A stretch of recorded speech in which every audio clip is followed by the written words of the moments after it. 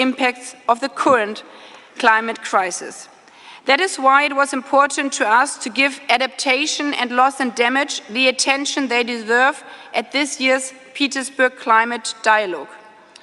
As I told my interlocutors in Palau a few days ago, we, as industrialized economies, have to live up to our responsibilities and promises we have made already in Paris. That means finally delivering on the $100 billion goal for climate financing. And it means doubling collective adaptation finance from 2019 levels. I know that many of you here and around the world are watching this closely. The industrialized countries have a special responsibilities as big emitters. Therefore, Germany will continue to do its part through our own contribution and by pushing for action and transparency with other contributors. Our Special Envoy for International Climate Action, Jennifer Morgan, will be working on this closely with Minister Stephen Guilbeault of Canada as they develop the progress report for last year's Climate Finance Delivery Plan. At the same time, more money alone will not solve all problems. We also have to build a system to ensure that funds and support are reaching the communities and people in need. Many of you are already on the front line of climate adaptation, dealing with changes to weather patterns and growing seasons. That's why we want to work with you to breathe life into the global goal on adaptation. By reaching agreement on global and regional priorities for adaptation, such as introducing crops that need less water and best practices for cooling cities. Let's also join hands to better translate national action plans into fundable projects. By building on tools such as the Adaptation Fund, which we supported with 50 billion euros only last year. And we have to get quicker in bringing support to people. Too often, funding applications take years to get approved and even longer to be implemented. That's far too long. But we all know that doubling down on adaptation is not enough, since there are climate impacts to which we won't be able to adapt. That's the brutal reality. Loss and damages are a fact that we need to deal with. It is clear we need to assess how the existing support architecture can become more coherent in responding to loss and damage, be it in development, disaster risk, humanitarian assistance, or exploring financing options. Under Germany's G7 presidency, we have taken first steps in this regard. As a G7 foreign minister, we agreed to scale up anticipatory humanitarian action. With a global shield, G7 development ministers are reaching out to their counterparts in vulnerable countries to expand disaster risk finance and insurance. And Germany will support the UN Secretary General's push to have all people protected by early warning systems within the next 5 years, so that we can move to safe places before deadly storms hit. All these initiatives will be part of a package of action that we will all need to agree on, with new approaches, and I think this is something we have learned from Glasgow, inside and outside the UNFCCC. If this package that we look forward to discussing with you today on the road to Sharm el-Sheikh. At the same time, nobody wants to imagine the adaptation pressures and losses we would face without serious action to curtail climate change. This is why decarbonization of our economies and accelerating the global energy transition is and must remain the key priority. That means cutting greenhouse gas emissions faster in all countries, and especially in major emitting countries. I hear concerns expressed by those asking whether European countries, also my own country, Germany, is now rolling back on its climate commitments because of Russia's war. I would like to tell you there's no use beating about the bush. In the short term, we have to take tough decisions that we don't like to reduce our dependency on Russian gas and oil. For a short period, we have to revamp coal-fired plants as an emergency reserve, but only as a reserve. That does not mean that we are letting go of our commitment of 1.5 degrees. And neither we are pausing our drive to accelerate new renewables. The opposite is the case. This is probably not what President Putin intended, but with this war against Ukraine, we are fighting even harder on renewable energy. Russia's war has convinced the last skeptical person in Germany that we need more renewables and energy efficiency to safeguard not only climate, but to safeguard our energy security. Renewable energy is also freedom energy in this time. And therefore, this month, our Parliament passed the most ambitious renewable energy legislation in decades, boosting wind and solar energy and setting the goal of renewable contribution at least 80% to our electricity consumption by 2030. Moreover, European ministers just agreed to push equally strong legislation for the EU's Fit for 55 agenda forward. My colleague and Minister for Economic Affairs and Climate Action, Robert Habeck, will speak about that tomorrow. We see renewables as a way to secure our freedom and security. But, of course, the energy transition remains a fundamental cooperative exercise for all of us. We stand ready to speed up international cooperation on renewable supply chains, on a global market for green hydrogen, and on storage and energy efficiency regulations. How can we better cool or heat our homes? How can we manage our power plants and transmission networks more efficiently? How do we not leave workers and communities that depend on coal mining behind? We are all grappling with the crucial same questions, and we need to regularly discuss these through the mitigation work program and among ministers in the UFCCC. Germany stands ready to share knowledge and experience, for example, through the climate and energy partnerships we are setting up with different partners. Last but not least, a faster energy transition requires us to shift financial flows towards climate neutrality. That means development banks further challenging their investment towards wind and solar. It's not nitty-gritty technical issues right now. Public governments and tax systems must direct money towards green investments. And we have to make the private sectorship more active in this, as public money alone will not do the job for transformation of our economies and energy systems. Ladies and gentlemen, the climate crisis is already hitting us hard. Above all, in places like Palau, in places like Niger, but also in so many other countries which are here with us today. For us, it was really important to bring a diverse global community which is fighting for our 1.5-degree goal at this table. Because we can no longer ignore the climate impacts we are already seeing right now.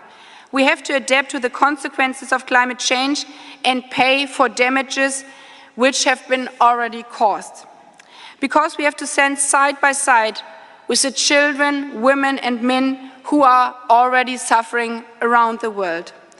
That is our common task ahead on the road towards a successful COP27.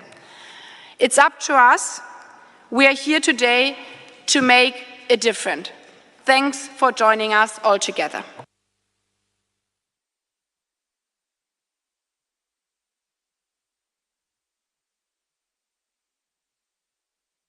And now I would like to move over to my co-chair of the conference and also the chair of the next COP Climate Conference.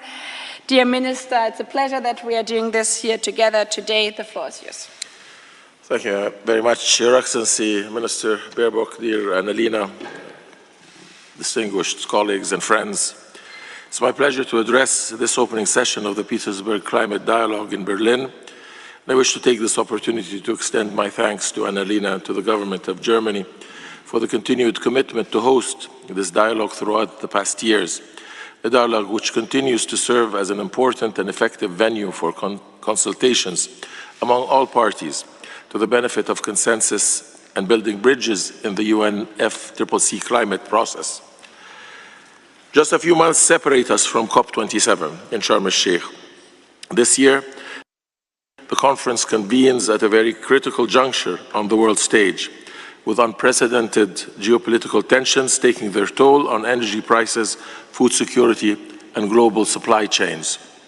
Nevertheless, these are also times where global climate action has never been more important, as this critical decade for action is already underway. Science is crystal clear. Unless we boost our current level of climate action, globally and collectively, to deliver on our commitments, enhance our NDCs, and raise our adaptive capacities to the impacts of climate change, the 1.5 degrees goal of the Paris Agreement might very well elude us. I apologize for being a little bit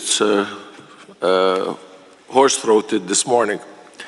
Hence, it is incumbent upon us in these uncertain times to act swiftly to ensure that climate action remains at the top of the international agenda, and that current state of affairs is not taken as a pretext to backtrack or renege on previous commitments, especially those related to supporting developing countries. As incoming COP presidency, Egypt is committed to an inclusive conference where all parties and other stakeholders are given the necessary space to showcase their actions, present their priorities, and voice their concerns. We will only succeed through this participatory approach where all parties are comfortable with their place in this global effort. To this effect, I will need your help and support. Last month, I had a brief exposure to the actual negotiations at the 56th session of the subsidiary bodies in Bonn. And while I heard largely encouraging talk from the various regional and political groups I had the pleasure of meeting, I have to tell you that the outcomes of the sessions did not live up to my expectations and does not certainly match the level of commitment and political determination I heard and continue to hear from you as ministers in all our engagements during the past few months. It also did not resonate with what peoples around the world expect from us, as represented by the civil society leaders with whom I had a very fruitful conversation in Bonn. The picture is quite clear. We have a lot of work ahead of us in a few coming months to bridge these gaps. Today and tomorrow, we will get the chance to have a deep dive into a number of issues which both Annalena and myself thought were the main contenders for our efforts in the months ahead, leading up to COP27. Later today, we will also hear from His Excellency President Abdel Fattah el-Sisi and His Excellency Chancellor Olaf Scholz, who will be addressing this meeting to reconfirm their countries' commitment to addressing climate change on all fronts. I trust that our conversations today and tomorrow will give us a better understanding of the issues at hand and will contribute to getting us closer to an agreement at COP27. I look forward to the outcomes of the different breakout groups, and I invite everyone around this table to make full use of this setting to hash out your priorities and concerns and to try to find innovative formulas to address them. I also invite your teams to engage with the COP27 presidency team, who will remain readily available at all times to serve you.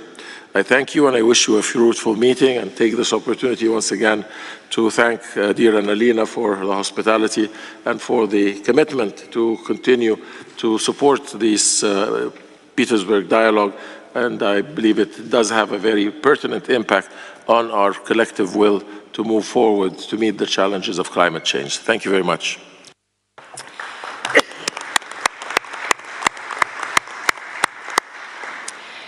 Thank you so much, Sameh, for co-hosting this Petersburg Climate Dialogue with me together today. But even more, thank you so much for the outlook on the COP27 and all the effort you and your country is putting into this. As you have said, there are little more than 100 days left until we meet in Sharm el-Sheikh for COP27. Our aim for this session is today to have, against the background current situation, an open discussion amongst us to put all cards on the table so that we can make COP27 a success. In this session, we will lay out the road to COP27, gathering the different perspectives, not only reading out prepared papers, but really facing the challenges we are having in order that we can deliver all together under your presidencies. And in this regard, to learn also what went good at the last COP26, I would like to invite now President Alok Sharma digitally. Thank you, Alok Sharma, for this insight you are giving us from what has been made successful COP26. So the floor is yours. Well, thank you very much indeed, and good morning to all colleagues and friends. And thank you, of course, to Foreign Minister Baerbock and COP President-designate Shukri for their introductory remarks and welcome. Friends, I'm very sorry that I can't be with you in person. As you know, there are a few things going on here in the United Kingdom which are keeping me here. But, of course, it's good to be able to speak to you virtually and be virtually amongst friends as well. And I just want to say that as I am amongst friends, I just want to make the point that sometimes amongst friends we need to have some frank conversations. And given the nature of this event, I think it's important that we do that today.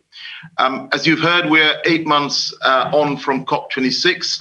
And if we look back, the Glasgow Climate Pact, which under the UK stewardship was forged amongst almost 200 countries, was indeed a historic agreement. And I want to thank all of you for the part that you and your governments played in making that happen. And actually, based on the commitments that we made in that pact, and indeed outside the negotiating rooms as well, I do think we were able to say with some credibility that we had kept alive the prospect of limiting average global temperature rises to 1.5 degrees above pre-industrial levels. We also together managed to conclude the Paris Rulebook after 6 years. We increased our collective ambition to phase down coal use and to end our international finance for fossil fuels.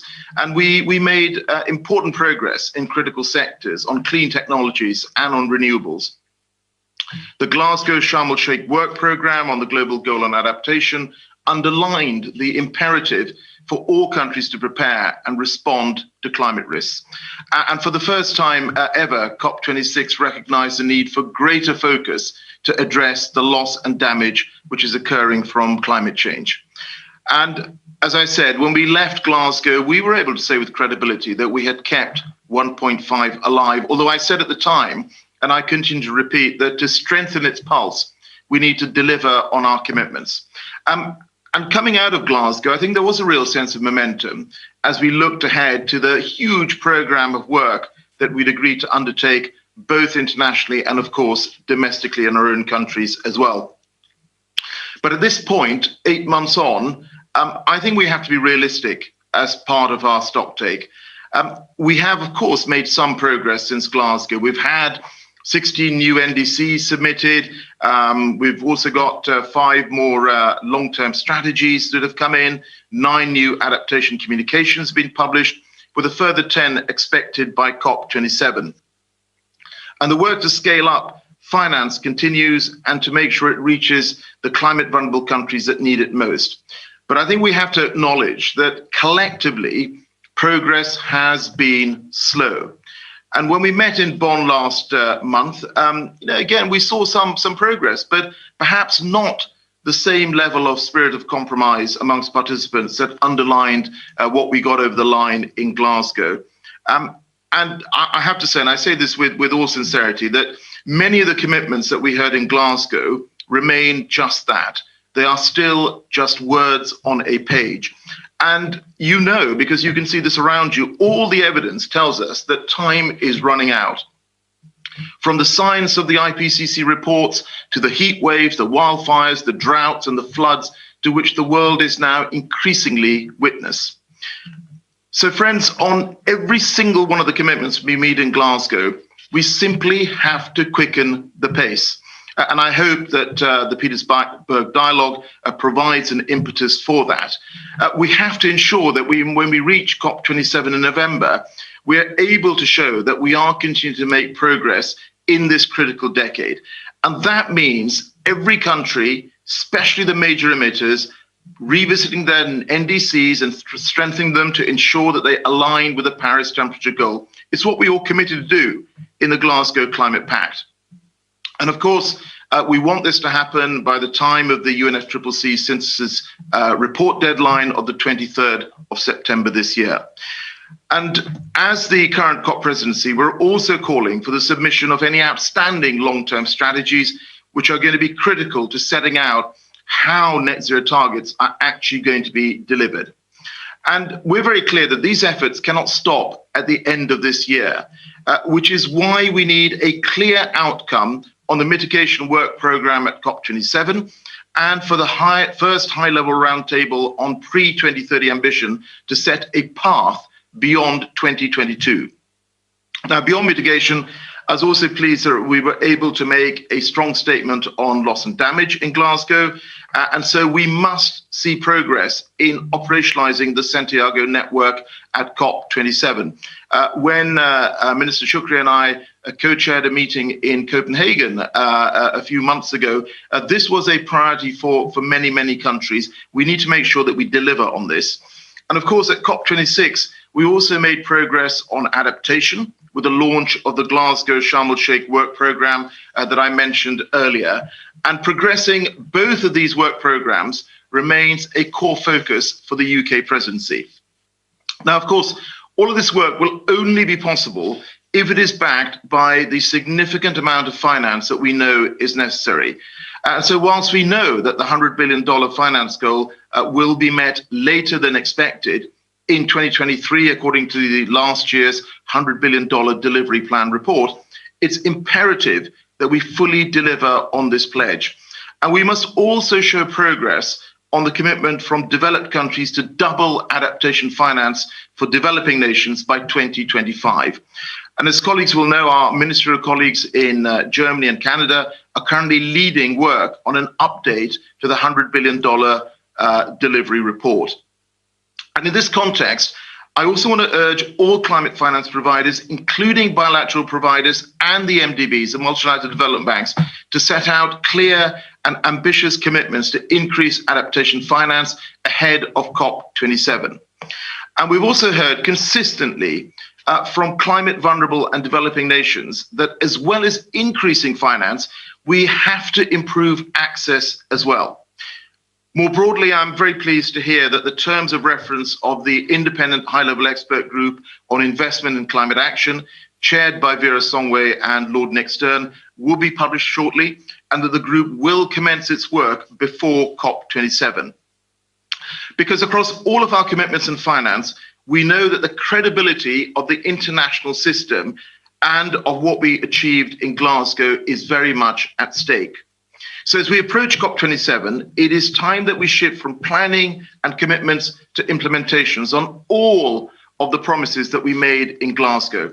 And that is a challenge that I think we have to set ourselves here at the Petersburg Dialogue as we enter that final sprint to COP27. We know, friends, that if we fall short, next year's global stocktake will make clear that we are not yet delivering on the Paris goals, that 1.5 degrees is moving further and very sadly, irreversibly out of reach, and that we are at risk of going beyond our limits to adapt. You all know this. The consequences of that would be grave for every sector and for every country. We also know that as this meeting is taking place, parts of Europe are baking, indeed they're burning. And sadly, it's an experience that is all too familiar to many millions across the globe already. So we have only one choice, my friends. We all know that change is necessary. We know that change is urgent, and we know that change will not happen unless we all act, and unless we all act now. You know this, the consequences of not acting are all too clear. They unfold in front of us day by day. So my ask to you, my plea to you all is, please, let's speed up our work and keep alive the trust and the hope that we generated in Glasgow. Thank you. Thank you so much.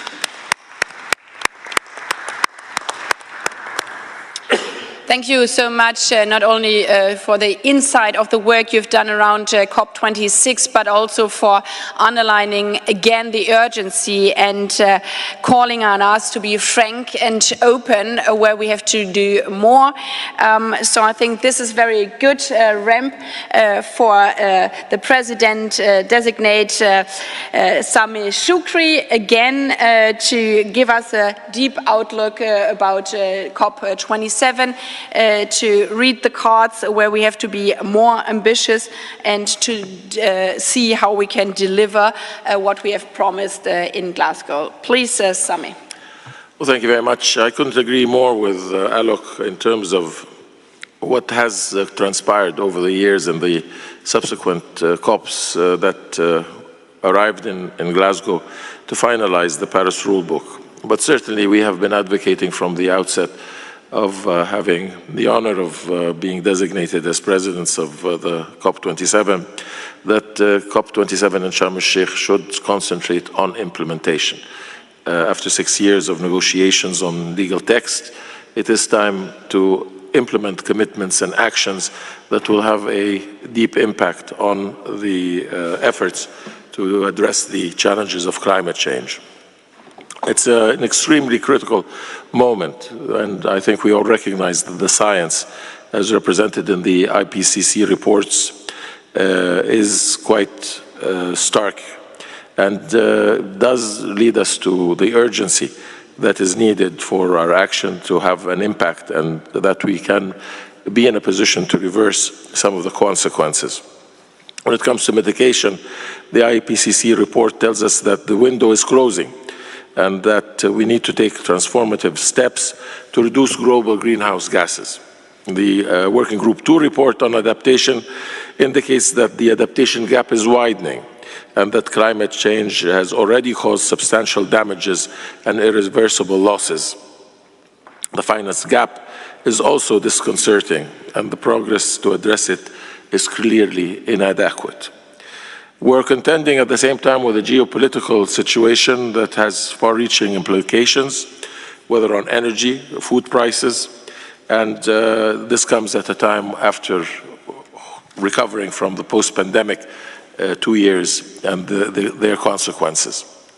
For all of these reasons, I believe it's more imperative that it is required a demonstration of a very strong political will, one that I think has been articulated both when we held a ministerial with Alok in Copenhagen and subsequently during the MOCA in Stockholm, where we did hear a very strong political will on part of ministers present of the recognition of the importance of implementing commitments and finding the right balance in terms of building the trust between all the parties to deal with the various components associated with climate change. But I have to say again that the experience in the subsidiary bodies did not really transmit the same degree of confidence that the ministerials had, and the demonstrations of political will at the higher level had not filtered down to the negotiators during the subsidiary bodies. We noticed that there were important, crucial issues that were not addressed adequately, and that there were subjects related to the agenda that were not given the appropriate emphasis. The emergence of loss and damage is, of course, an extremely contentious issue, and countries left Glasgow with a sense of frustration that not enough had been done in this regard. We see that the financial component of loss and damage must be dealt with in a manner that is acceptable to all. And it's important that our discussions, since they have started, should again reassure of a general acceptance of the parties to address this subject. And we hope that in Berlin we can also address this important subject in a way that can give us a path to a more productive and impactful manner to deal with it during COP27. As regards mitigation, we're fully committed to ensuring the most meaningful progress possible at COP27. We've updated our NDCs and communicated them to the UNFCCC, so has 18 other parties done so, and we look forward to many more before COP27. We urge all parties to also put in place their long-term strategies and to align both their strategies and the NDCs with the goals of the Paris Agreement. Progress was made on mitigation work program in Bonn, and I trust that we can all show the commitment to deliver on the central mandate in Sharm el-Sheikh, including through the first ministerial roundtable on mitigation and ambition. As presidency that comes from Africa and the developing world at large, mainstreaming just transition is certainly a vital component, and scaling up support for its implementation, including through social protection to the most impacted, should consistently find its place in the mitigation narrative. As for adaptation, discussions around the global goal on adaptation, despite launching the work, we are still not well defined, especially with regards to the objectives that need to be delivered at COP27. While we fully understand that this matter is a 2-year mandate, we believe we can't afford not to address it in Sharm el-Sheikh in an appropriate manner to demonstrate that there is a meaningful progress and commitment and will to forge ahead in this regard. The preliminary outcomes needed to be delivered at Sharm el-Sheikh are certainly going to set the stage for subsequent COP achievements, while parties are still not clear as to the specific deliverables. This is another area where I hope that our discussions today might provide us some insights into how is the best way forward. For climate finance, which is a central component of the global effort, and we are to ensure the full contribution by developing countries, yet climate finance remains a contentious issue in most of the negotiations. And despite what seems to be general agreement as to its role as a central catalyst for action, for example, the much welcome pledge to double adaptation finance needs to be followed up in order to communicate the much needed assurances in this regard, even if the final target date for its completion is 2025. But implementation goes way beyond intergovernmental negotiating process, and hence we will be hosting the World Leaders Summit on the 7th and 8th of November, for which invitations have already been sent to heads of state and government.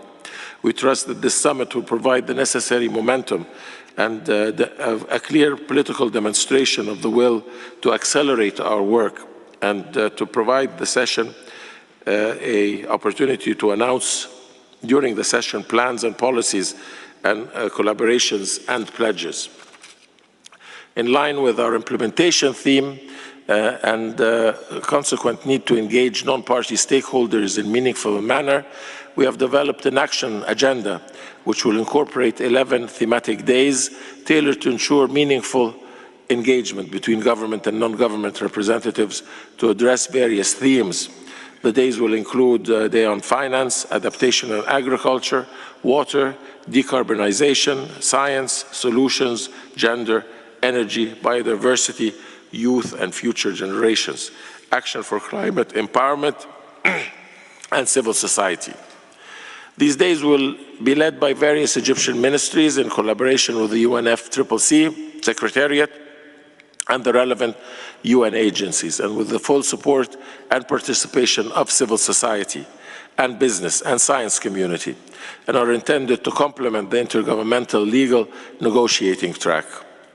Furthermore, we'll be launching a range of specific initiatives addressing the full gamut of climate-related issues, We encourage all parties and regional groups to join these initiatives and support them. We have also encouraged partners around the world to come forward with their own initiatives, which we will be pleased to consider and support and provide a platform for their presentation and elaboration. While we are well aware of the seriousness of the challenge we are contending with and called upon to address, it's worth mentioning that we have indeed made significant progress over the years. First and foremost, there's a growing realization that climate action and sustainability need not be seen as a challenge to growth and prosperity.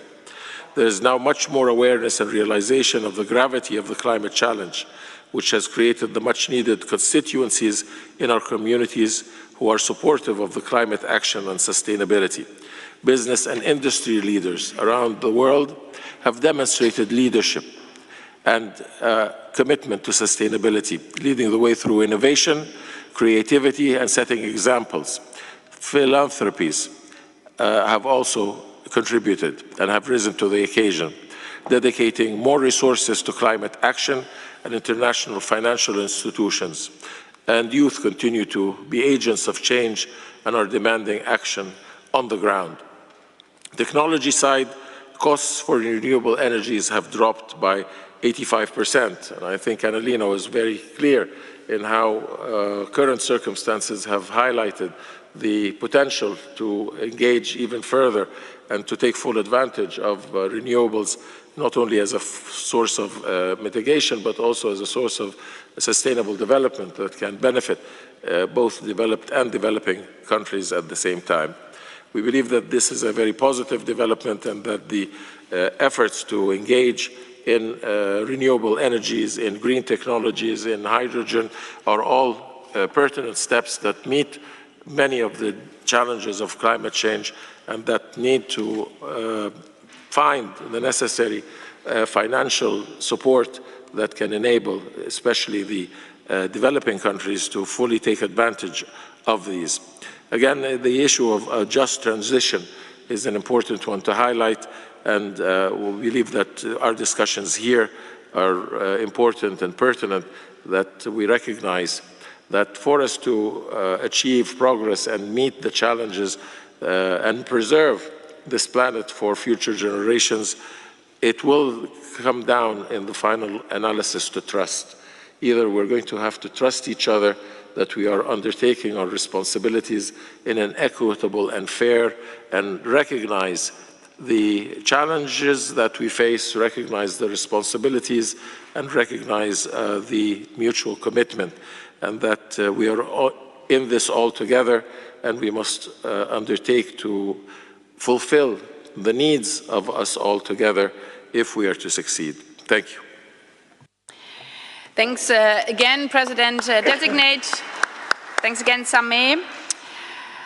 For the opening of this session, I would like to invite now, last but not least, the Acting Executive Secretary, Ibrahim Chiao from the UNFCCC. It's a pleasure having you with us today, and especially looking forward to the road to the next COP. The floor is yours. Thank you very much. Good morning to all. Minister Barbok, you mentioned Palau and Niger in your statement, two of the most vulnerable countries, regions in the world. Alok Sharma, you mentioned Europe is baking, Europe is burning, and Minister Shukri, you insisted on implementation as one of the mantras of COP27. Ladies and gentlemen, every fraction of a degree of temperature rise is a matter of life and death, not only in the developing world, but also, as we see right now, in the developed world. In my current capacity as Acting Executive Secretary of the UN Climate Change and as Executive Secretary of the UN Convention to Combat Desertification, I fully appreciate the deep connections between climate change and drought, loss of productive land, biodiversity, ocean health, and almost every major environmental issue facing humanity. As we are currently seeing throughout the world, however, the long tail of climate change has an ever greater reach directly linked to human well-being, security, access to clean energy, and so much more. Therefore, the ongoing heat wave, drought, and forest fires in Europe, for example, are just an indicator of a profound change. The world faces major disruptions, notably the energy and food crisis that are accelerating global inflation, and all of this while the world continues to grapple with COVID-19. Ladies and gentlemen, we may currently live in a highly volatile and challenging world, but we cannot ignore the vast body of science showing us that climate change continues to grow exponentially. Climate change remains, above all, our existential emergency. It is putting millions directly in the path of danger. Protecting the planet should therefore remain our greatest priority. The world is looking for global leadership, a leadership that is able to disassociate short-term from long-term emergency, a leadership that does not take a single tree for a forest. Ministers, leaders, my message to you today is this, that the remaining months on the road to COP27 and at COP27 itself, we must be about keeping and increasing momentum on climate change. In Glasgow, nations made a commitment to the world that they would meet the 1.5 degrees Celsius goal, but that commitment entailed accelerated action and increased climate ambition. While some progress has been made, it has not matched the scale of the transformation required to address climate change. To achieve the 1.5 degrees Celsius goal, we now must cut emissions by 45% by 2030. Our current trajectory, however, has emissions growing by 14%. It is troubling to observe recent trends showing some nations returning to the embrace of fossil fuels. This is not the time to reverse steps. This is the time to capture the vast economic opportunities estimated to be more than $23 trillion associated with making a transition to a more sustainable and climate future. This is the time to progressively liberate the world from the addiction to fossil fuels. Fossil fuels have served their purpose. Now it's time to progress from the Stone Age. Now is not the time to retreat on the promises of the Paris Agreement and the Glasgow Climate Pact. Now is the time for bold action and tough decisions. Sharm el-Sheikh is no less important than Paris or Glasgow. Make no mistake, COP27 is one of the most crucial foundation stones of our structure. At COP27, leadership means making progress in three key areas: mitigation, adaptation and loss and damage, and thirdly, finance. In finance, the outstanding issue remains the $100 billion pledge. Failure by nations to meet this decade-old commitment is creating a deficit of trust between developed and developing nations in our process.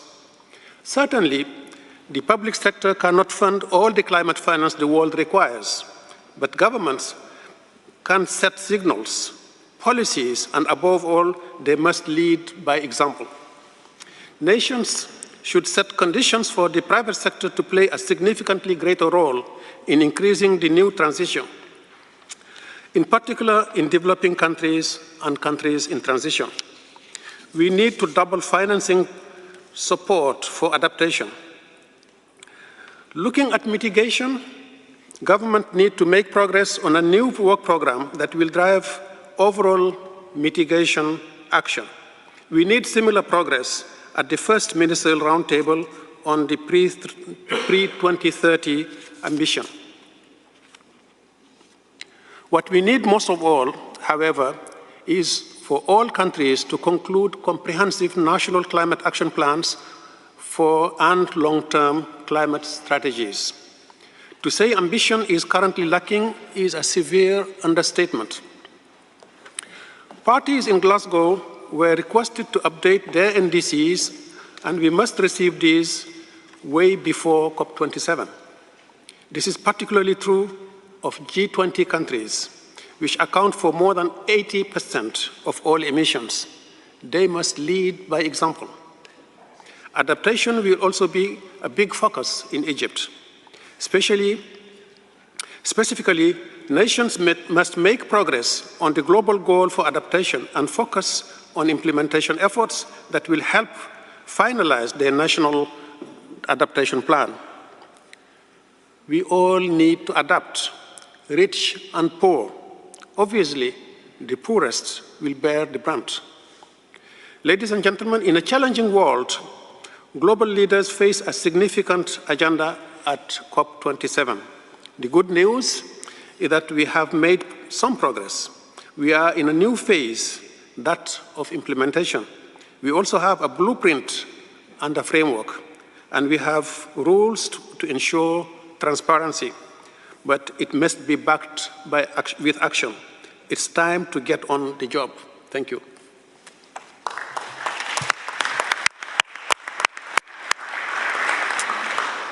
Thank you so much, Executive Secretary, to underline that it's time to do our job. That's what we are starting now, and I would like to give the moderation to the Special Ambassador of Egypt for the COP. Or the minute? That's fine. We're, I think, opening the floor, aren't we? Yeah. Well, we certainly would like to open the floor for a healthy discussion. And if there's a list, is there a list? So for the moderation of the NGOs, but I can also invite the NGOs directly. Yeah. So because it's not only about politicians, it's about an engagement of civil society, which has pushed us correctly in the last years to do more, and therefore it's a big pleasure that we can have also the civil society of the Global South with us today with some statements. First, we hear Melissa Jimenez Gomez-Tagle from the Youth Non-Governmental Organization. Please, Melissa, the floor is yours.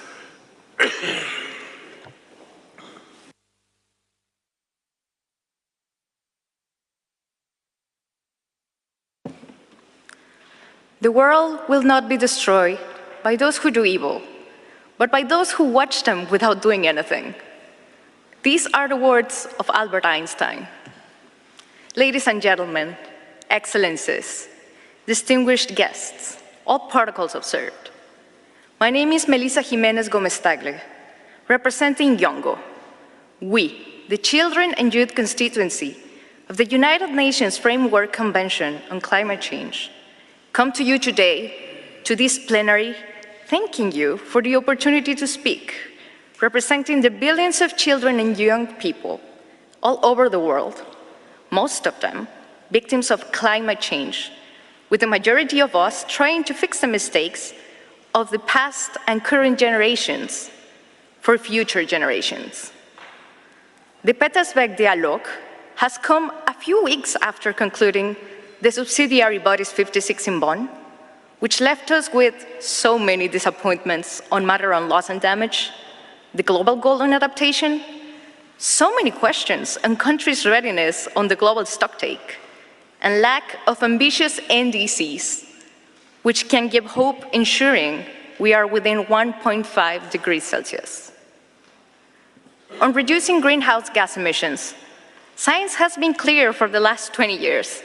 The planet is warming, and we must work towards phasing out fossil fuels completely as soon as possible. We call upon a whole government and a whole society approach from the business as usual mentality into a sustainable transformational thinking on industry, agriculture, energy, transport, institutions, individuals, and more. We will need to make changes to reduce emissions and adapt to climate consequences that are already happening. We also call upon a just transition, ensuring human rights are observed, livelihoods and poorest communities are protected. On access to climate finance, we demand urgent need to the pledge of the $100 billion per year to be paid. Dedicating half of this amount to adaptation would help close significant financing shortfalls for vital measures to protect lives and livelihoods. We wish to reinforce our key ask about governing climate finance matters, which is to scale access and mobilize grant-based adaptation, as well as loss and damage finance for vulnerable countries, and especially for youth. As the youth constituency, we continue to call for a loss and damage facility, which is critically important. We also support the Climate Action Network, that this platform should be used to reach a firm agreement on the inclusion of the loss and damage provisional item on the COP27 agenda. We call upon the inclusion of youth in the global goal on adaptation and urgency on delivering national adaptation plans. With COP27 being hosted in Africa, a region known for its diversity in food, we call upon this dialogue to strengthen capacities for farmers and hydrologists to align food systems and agroecology in the Coronivia discussions. Hope is still here. Decision makers are responsible for keeping it alive. Children and youth have their eyes on the coming conference of the parties in Egypt, where we look forward to seeing more young people, including in the party delegations, as was called for in Article 64 of the Glasgow Climate Pact. We won't be moved by pretty speeches. We demand urgent action, which has not been ambitious for the last 26 years, for a system change based on rights for nature, based on a change of values in humanity, cooperation, trust, peace, and health as priorities over short-term thinking, profit, and greed. We will be there as we are here today, demanding urgent action and climate justice for all. Nothing about us without us is for us. Thank you.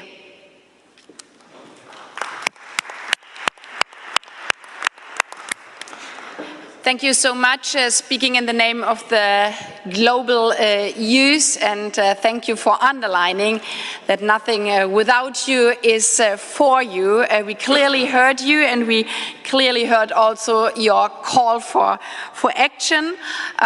With this, I would like to turn to Augustine Nyamishi from the Pan-African Climate Justice Alliance. Thanks for being with us. The floor is yours.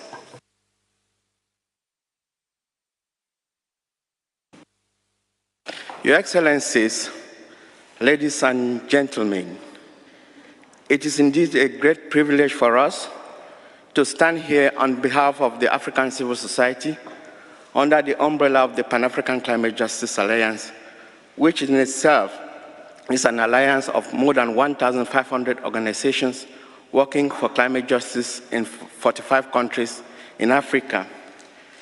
We thank the organizers for inviting us. We don't take this for granted because it's never easy to have such an opportunity to talk to the real people.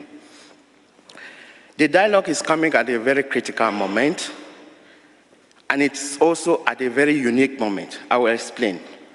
Critical in the sense that IPCC report calls for urgent action if we still have to stay within the 1.5 degrees goal in a world that is safe and livable for everyone. It is unique in the sense that it comes in a year where we are celebrating the 30th anniversary of the UNFCCC, and again, unique in the sense that it is coming at a period when we'll be hosting COP27 in a continent that has special needs and circumstances as recognized under Article 4.1e of the UNFCCC. Your Excellencies, we've discussed for 30 years. We've had 26 conferences of the parties. While we have been discussing and negotiating, The continent, the most vulnerable, has been burning and flooding at the same time. I have in my mind my mother, who depends on rain to grow her crops, that can no more manage the seasons because she does not know. The rains are very unpredictable. And yet she doesn't know what to feed her grandchildren with. I have in my mind, ladies and gentlemen, this woman from Malawi who has lost all her house, all her crops, farms, and even children to floods. I have in my mind these school children in DRC who come the next day after rainfall and see that their school has been swept away by floods. I have in my mind, ladies and gentlemen, these African countries that are struggling to adapt to climate change with resources that they don't even have. According to TAIPEI, most African countries will spend more than 5 times the budget allocated for healthcare on adaptation. This, in effect, means Africa is continuing to pay for adaptation with the health of its people.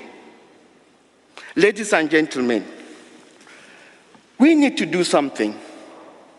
We have talked over the years. The African woman on the ground doesn't feel the effect of our talking. Can we continue to talk while the people are dying and suffering from the impacts of climate change? Something they did not create? These are the hard questions we have to ask ourselves. Why is COP27 very important and unique for Africans? It is because we have held these 26 sessions, 4 of which have taken place in Africa, and most of the time we say it's an African COP when it is taking place in Africa. But at the end of the day, the Africans themselves don't feel the pinch of the impacts of the talks that have taken place on their soil. So in this effect, we're baptizing the COP in Sharm el-Sheikh, the COP of the African people, where the African people will have a seat at the table and where their needs and aspirations will be met. Do we continue to make promises that we'll never fulfill? Is it fair to promise people that are suffering from the impacts of something they never caused to keep waiting and waiting forever? This is not fair, and this, I think, this year is unique. So we need to take care of that. We are glad, in fact, very glad, but cautiously optimistic about the fact that we are going to be dedicating the COP27 loss and damage, adaptation, finance, and what have you. We think it is not enough to have something on the agenda, but the outcome of what we have on the agenda is what matters. I will leave us with a few questions. We say we are going to double climate finance by 2025. The question we've been asking ourselves is, doubling from what? We have to be clear about that. Because according to CPI analysis, climate finance 2019-2020 was $632 billion. Only $46 billion was dedicated for adaptation and $15 billion for drought use. This means if we are doubling $46 billion, excuse our misunderstanding of this, we think during these talks we may be clear about this. The climate finance for adaptation has been so unambitious that if we are talking of only doubling, we have to make more efforts. We think that is fair. Are we going to do this in the spirit of equity and fairness? These are questions we ask ourselves. If you set fire to a man's house, will you give them a loan to rebuild it? Will you sell them the fire extinguisher to put off the fire? This would be injustice if climate finance for adaptation that is coming to African people is coming in forms of loans and expensive technology. So this will be injustice, and Martin Luther King said, ladies and gentlemen, injustice anywhere is a threat to justice everywhere. I thank you for your kind attention. Let's continue to discuss. Thank you very much. Bless you.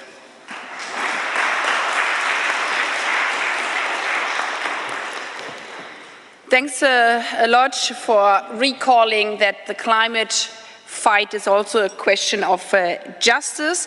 We move over now to the national delegations, and I would like to call on everybody to put your name tag if you would like to take the floor. We start with Spain, followed by South Africa, and then Pakistan. Thank you so much. Thank you, dear ministers, the co-chairs from Germany and Egypt, for convening us in this very important gathering. I left my country under fire, literally under fire. More than 20,000 hectares have been burned these last 3 days. More than 400 casualties are being caused by this heat wave, the second heat wave in less than a month. There are 36 active wildfires of first category. There are more than 10 days of day temperature over 40 degrees, night temperature between 25-30 degrees. And the surface temperature on Saturday was more than 30 degrees in all over the peninsula, more than 60 Celsius degrees in a large area in West Spain, in a year that has been the worst drought in 2 decades, and with terrible, terrifying prospect still for the days to come. So a very serious concern that shows to what extent, as the acting executive secretary of the UNFCCC was saying, combines different aspects of what climate change means in the day-to-day life. Fighting climate change and greenhouse gases from anthropogenic origin are behind these terrible impacts. And I think that tensions, disruptive circumstances, such as those that we have been going through in the last years, cannot be an excuse to delay our action. The COVID pandemics, the Ukrainian invasion cannot be used to distract our attention. On the contrary, they show to what extent we need to work more than ever on a cooperative mood at the global and regional levels, on biodiversity action and protection, on climate action, on ocean protection. Flexibility does not mean giving up our agenda or running in the wrong direction, the other way around. We need to understand that climate mitigation and adaptation are more needed than ever. And we need to avoid the biased perception about the general knowledge of people, thinking that short-term needs can be different or can be responded differently from climate action, the other way around. We need to provide consistent response to the short-term needs and the mid and long-term goals and objectives if we want to succeed. This is why I think that the agenda in Sharm el-Sheikh is very important. Of course, it is a COP for the African people, but we all are African people. We are all in the same boat. And I think that we need to be quite consistent in this approach. And we need to remember that adaptation is absolutely key. A response to loss and damage demands is absolutely key. Finance is absolutely key, but mitigation is the first response we need to keep in mind. We need to work in the metrics on adaptation to ensure effectiveness in the response, indicators to show to what extent what we do is effective. We need to think in this 3 years Glasgow program so to provide concrete efforts to respond to the loss and damage demands and to be prepared for the worst. We need to work in finance and to shift from millions to trillions, to work on the risk understanding of wasting or investing money, with the support of the multilateral banks, the development banks, the transfer from public money. But we need to be sure that the whole money we invest is properly climate-proof. And we need to invest much more in mitigation. Enhanced action that needs to be just, effective, based on renewable energy, on efficiency, on skilling and reskilling of people, so to provide a new understanding of what prosperity means. For the time being, we have been able to multiply by 2 the investments in renewable energy solutions and energy efficiency solutions. But the problem is that we need to multiply at least by 3. So there is still a big gap between what we need and what we provide. And in addition to that, we cannot forget our previous commitments, dealing with methane gases, with methane emissions, coal-related emissions, and the need to invest in a proper understanding of what land use can provide and what is the risk of bad use of land, to restore biodiversity, to work and preserve the ocean. We in Europe have been working so to provide this Fit for 55 answer to ensure that an enhanced ambition proposal is stable by those days. And we in Spain are reviewing in order to update the National Energy and Climate Action Plan, together with the adaptation plan, mainly based on water, on land use, on biodiversity restoration, together with the just transition strategies, to ensure that people can count on their own prosperity without having the impression that climate action is a threat. The other way around. Climate action is a hope. So we will be delighted to work with you all together, but our main claim is that, please, we need to accelerate. There are many people out there asking to accelerate our climate action. And of course, Sharm el-Sheikh is about outcomes, not just about promises. Thank you. Thanks a lot, and our thoughts are with your country and your people, as you have described how horrible the situation is currently in Spain. I've seen many people liking to have the word. If I may ask you to look if you're around 5 minutes so everybody can speak who wishes to speak. We have 1.5 hours for this session left. Now the floor goes to South Africa and then followed by Pakistan. Excellencies, a special word of thanks to Chancellor Scholz and the government of Germany for organizing this important dialogue. Congratulations to the Arab Republic of Egypt as the incoming presidency of COP27. We do indeed look forward to the African COP.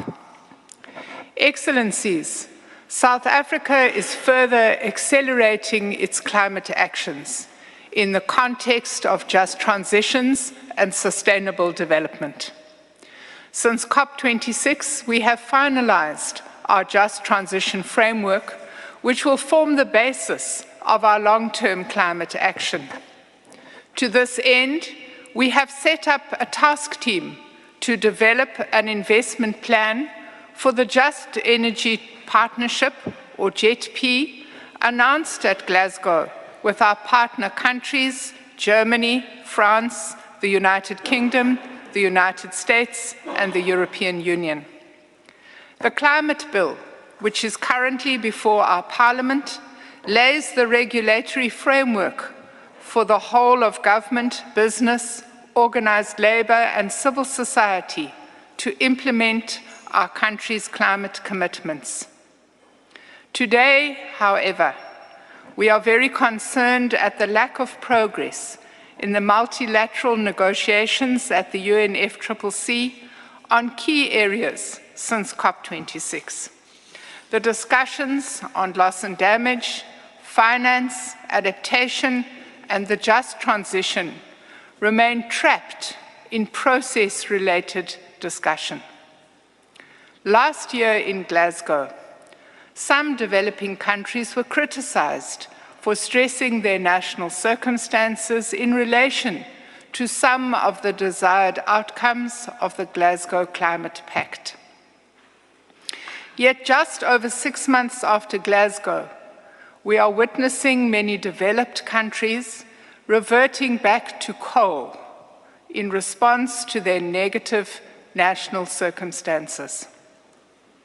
We cannot have backtracking by developed country parties.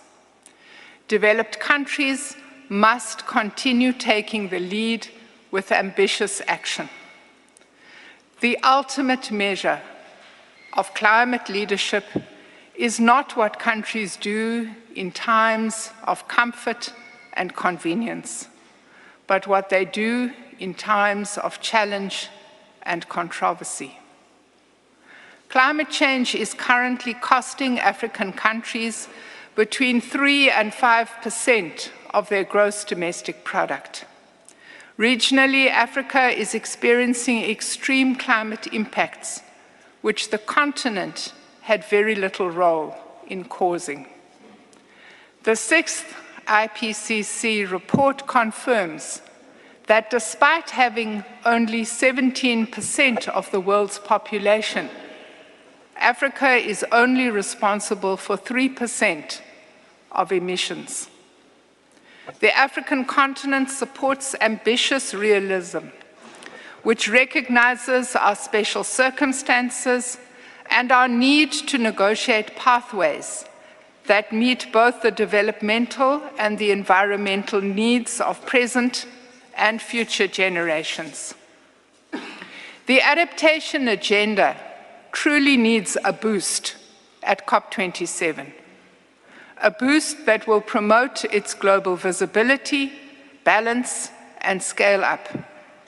For Africa, the global goal on adaptation must increase the actual resilience of our population to the adverse impacts of climate change by at least 50% by 2030 and by at least 90% by 2050. Focus must be placed on vulnerable people and communities to support health and well-being, food and water security, infrastructure and the built environment, as well as ecosystems and ecosystem services. It is time that we deal with climate finance with a sense of urgency and on the scale it requires. The reality is that we have failed in promoting adequate ambition on finance. To put things in perspective, according to the UNFCCC Standing Committee on Finance, developing countries need between 5 and 11 trillion US dollars to meet their climate objectives. And yet, according to the OECD, only around 80 billion has been mobilized. This represents less than 2% of the needs of developing countries. The only way in which we can re-establish credibility in financial provision is to set a realistic goal for developed countries to mobilize at least $1 trillion US per annum to assist developing countries to meet their climate change objectives. COP27 needs to focus on supporting people-centered, just, equitable transitions in the developing world. The urgent need is to adapt now, while we build resilience for the future. We can only avoid loss and minimize damage with the appropriate scale of public finance that does not exacerbate the indebtedness of our continent. I thank you.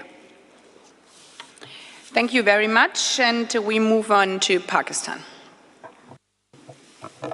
Thank you very much. Good morning, ministers, excellencies, ladies and gentlemen, particularly our friends from civil society. This conference has come at a key moment for all of us. Clearly, it is an inflection point where reassessments have to be made about where we are taking our dialogues and negotiations at the COP27.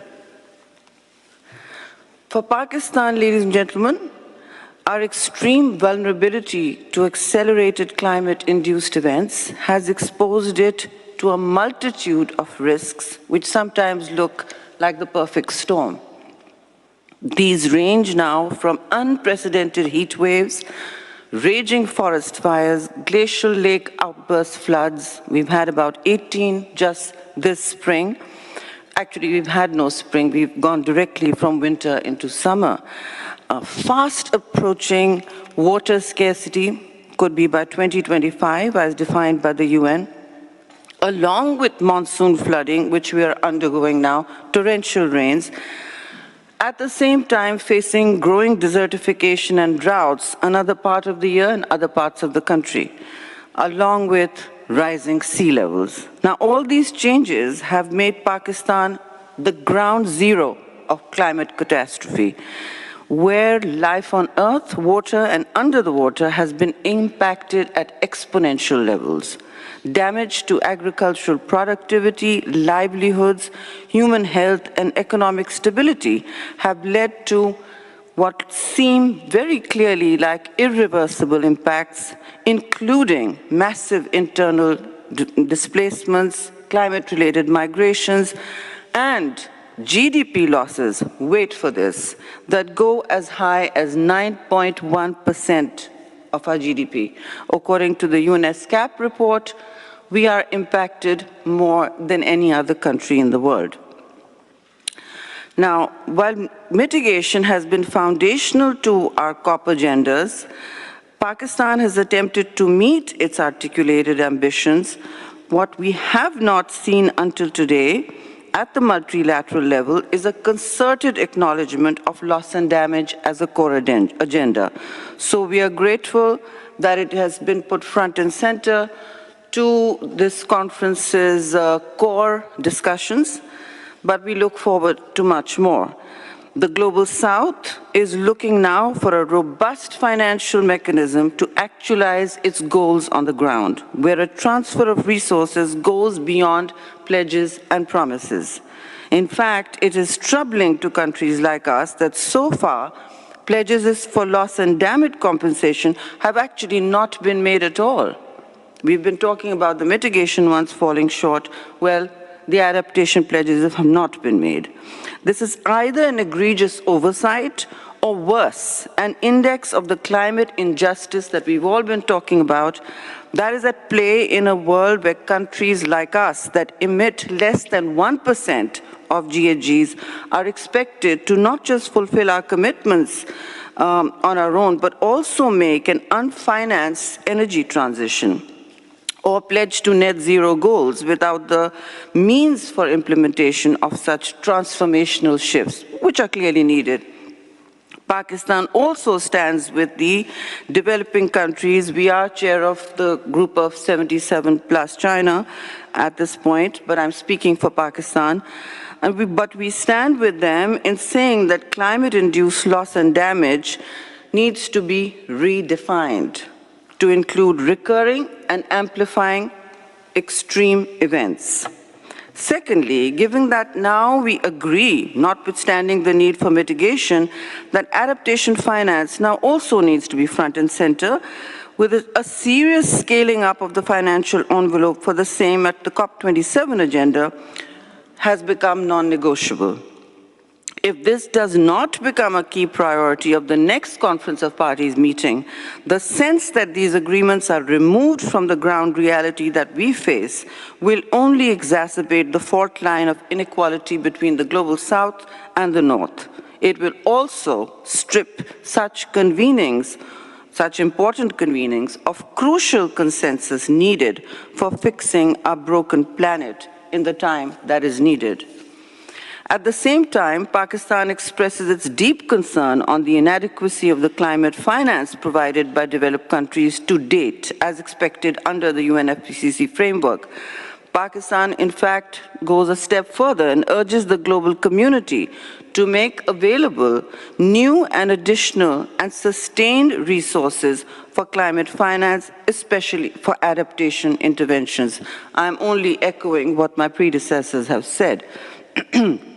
We also ask for a need to ensure transparency around climate finance, since most of the developed countries are still double counting climate finance as part of their regular stocktake purposes, which needs to be rectified.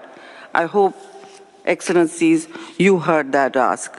Lastly, as everybody said, time is a criticality to this entire equation that we have modeled our global projections on. And this pace of change, of adherence to articulated ambitions, totally misses the mark where the planet remains habitable. Until now, mitigation financing has been prioritized at the global level at the expense of adaptation financing, which has been treated like the stepchild of the multilateral system. This needs to change now. Compelling questions have been already posed and a fair amount of troubling observations made.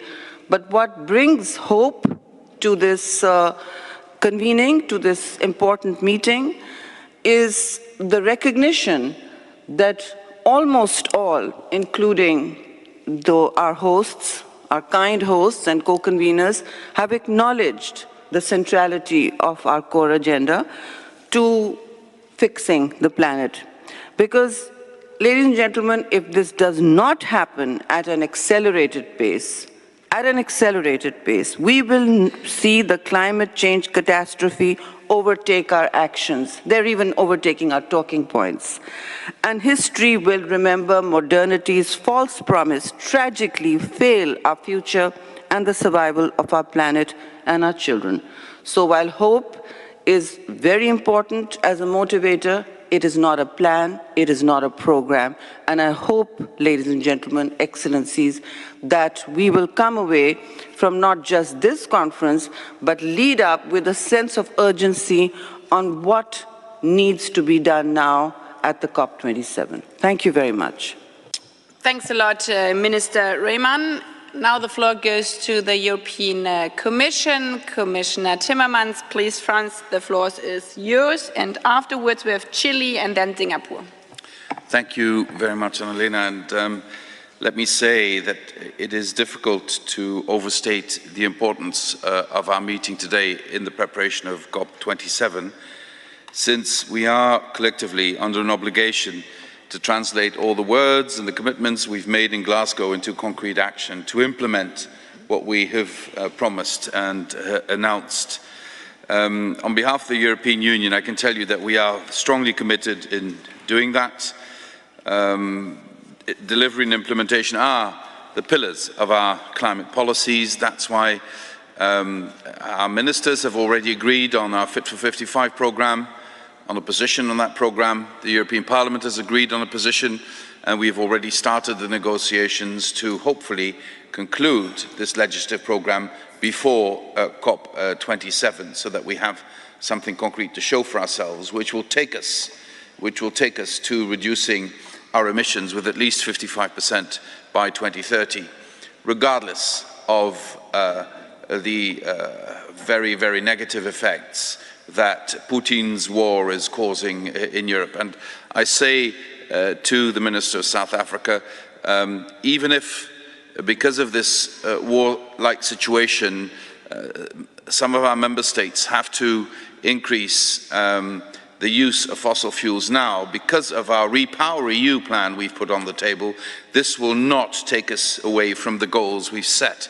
So even if in the short term this might lead to a higher use of coal or gas, at the end of the day it will not take us off our target to reduce our emission by 55%.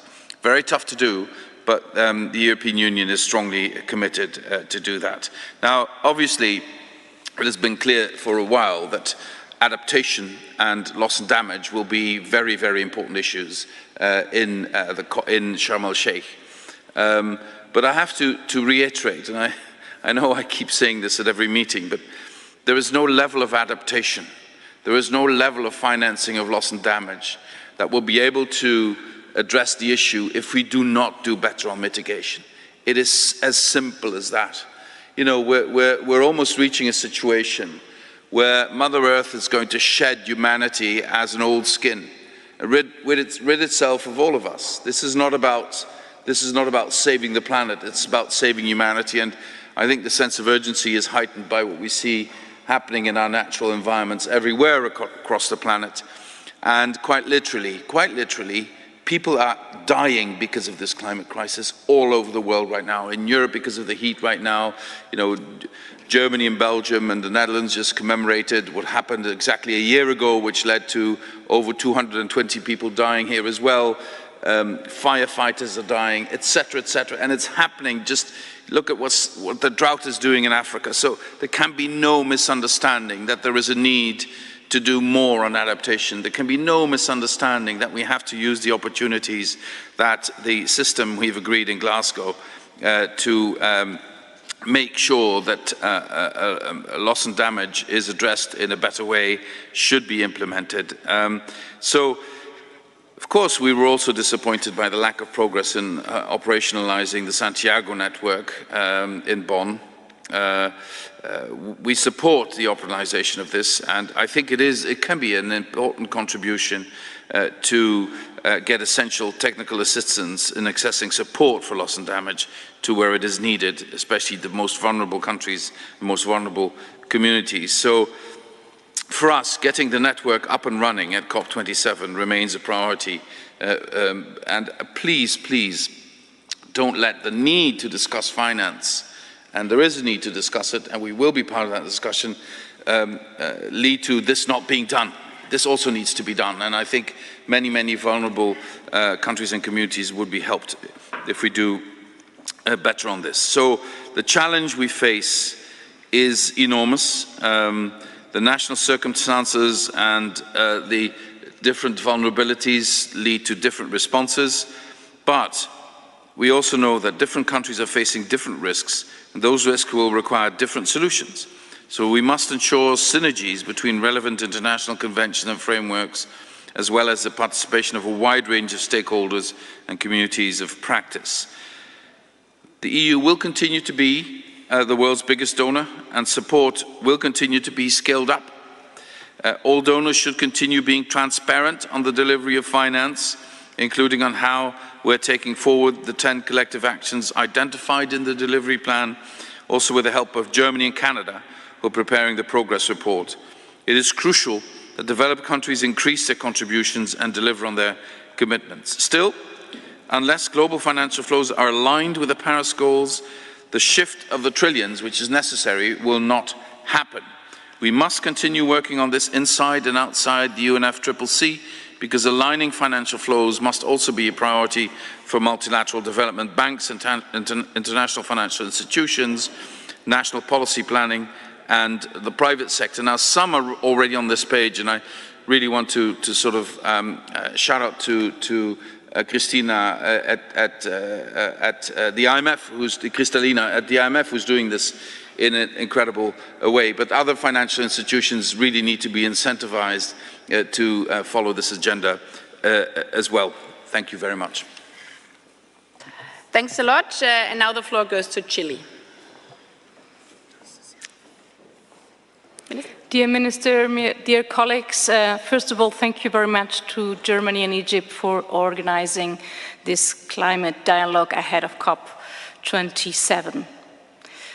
COP26 did signal an important turning point towards implementation. The Glasgow Climate Pact made clear choices there. Very pleased to have read and have agreed on phasing out harmful subsidies, phasing down coal, and also focusing on non-CO2 gases like methane. However, the switch towards implementation comes at a time of emergency. We, as we have heard, are not on track on achieving what we have all promised, which is to stay below 1.5 of global warming. We are not on track on having the adaptive capacity to match the impacts of climate change. We are not on track on financing resources to allow the transformations that are needed, in particular for developing countries. As the Executive Secretary of the UNFCCC just indicated, every bit of a degree of global warming affects daily lives and livelihoods around the world. And this reminds us that there is a deep connection between human rights and the impacts of climate change. And inaction can lead to breach those rights, so we need to act now. So COP27 is taking place in the context of an emergency, and for this reason we need to make progress. We need a strong decision on the mitigation work program, as this is a plan that we need to deploy to close the mitigation gap in this decade. It is very important to get concrete as possible there. For this, sectorial approaches should be considered, including actions on mitigation, like mitigating methane, where we know that we have an opportunity to have higher ambition and to see to see decreases in emissions quickly. On adaptation, I think it is crucial that we have a better understanding of the effects of climate change, both at the local level and the context of the global goal on adaptation. Now, this more understanding means also more scientific observation, especially in developing countries. And this, I believe, should be a goal in itself. We cannot manage what we cannot measure. And hence, as we have inventories of gases, we should also think of developing inventories of impacts. That is the only way that we can monitor how climate change is affecting our societies, our economies, our ecosystem.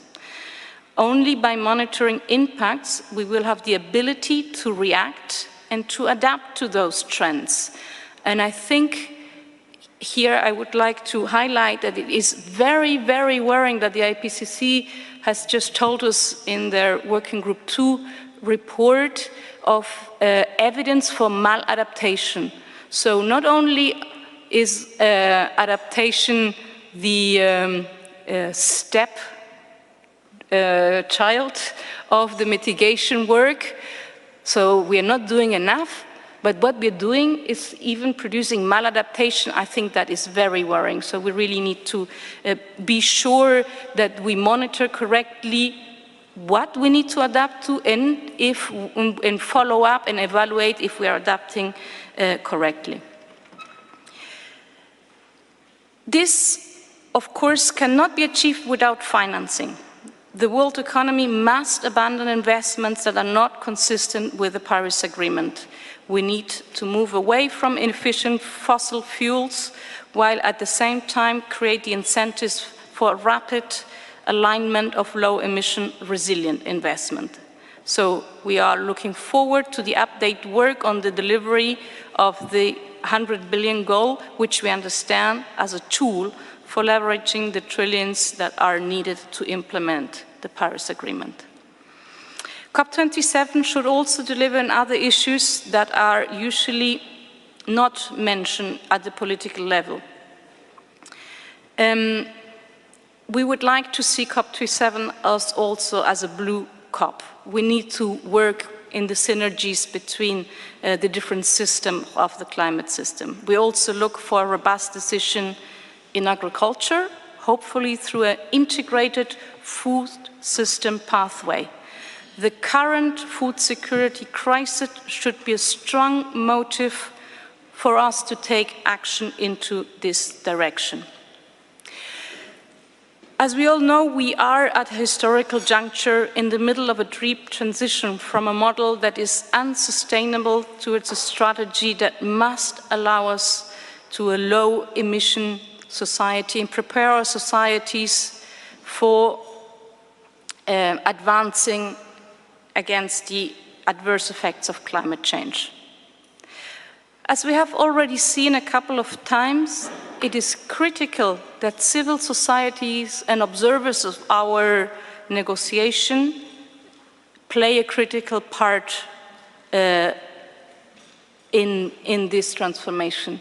This is especially important when political leadership is weak, when our political leadership is slow and not ambitious enough. So I would like to see full and enhanced participation of civil society to make sure that their voices are heard. The IPCC has also told us very clearly that transformation towards climate-resilient development is advanced most effectively when actors work in inclusive and enabling ways to reconcile divergent interests, values, and worldviews, building on information and knowledge on climate risks and adaptation options derived from different knowledge systems. We need us all together in this. We need to make sure that this transition, which is a social transition, it is an ecological transition, that it is a just transition. That means that the costs and the benefits, because there will be important benefits, are shared fairly and that no one is left behind. And this requires our immediate action. Thank you. Thank you, Minister Maria Rojas, for your words. Now the floor goes to Singapore, followed by the Democratic Republic of Congo. Thank you very much. First of all, ladies and gentlemen, I would like to thank Germany for its leadership in convening the Petersberg Climate Dialogue. We are now facing new headwinds and challenges since Glasgow. The recent geopolitical and economic developments have resulted in a confluence of forces that impeded the momentum on global climate action. These include global food, water, and energy crisis, supply chain disruptions, growing risks of stagflation and pandemic insecurity, etc.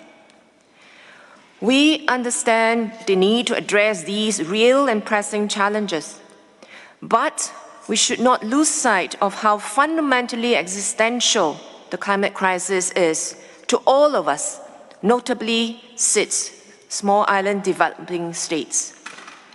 The findings of the IPCC 6th Assessment Report released earlier this year provided a sobering outlook. And we are seeing these findings play out on the ground, including more frequent and severe extreme weather events affecting communities around the world, including heat waves and wildfires in Europe and flooding in other countries. These have a range of downstream consequences across borders, which will exacerbate the global food, water, and energy crisis. So what can we do amid these challenges to ensure that COP27 builds on the positive outcomes at COP26 and work to strengthen our collective effort to address climate change? First, we need to ensure that any action we take to address the current energy crisis does not undermine or make it harder for us to achieve our collective goal of keeping 1.5 degrees alive. While we acknowledge some countries have to dial back on some of their earlier commitments, it is important for these countries to show that they will take additional measures to ensure that they will still be able to achieve their 2030 climate pledges, their NDCs, and long-term low emissions development strategies, LEDS.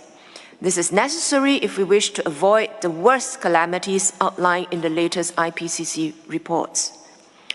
We also need to faithfully implement the decisions we adopted in Glasgow to raise mitigation ambition.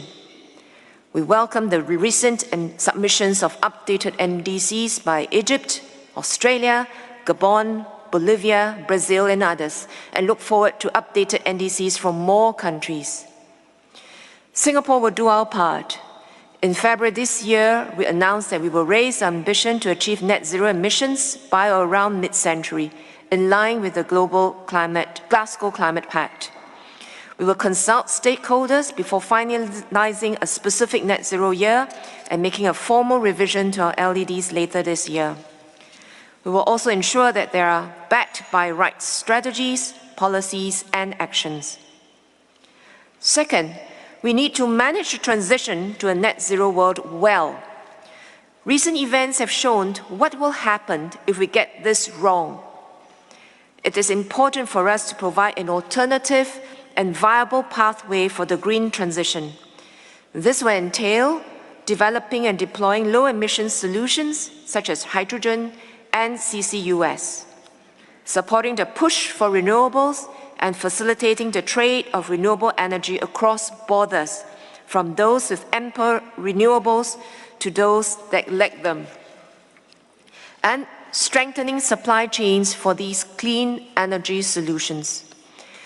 If we can deliver progress in these areas, it will strengthen energy security, make energy more affordable for households, safeguard the livelihoods of many who depend on fossil fuel-reliant industries, and facilitate decarbonization.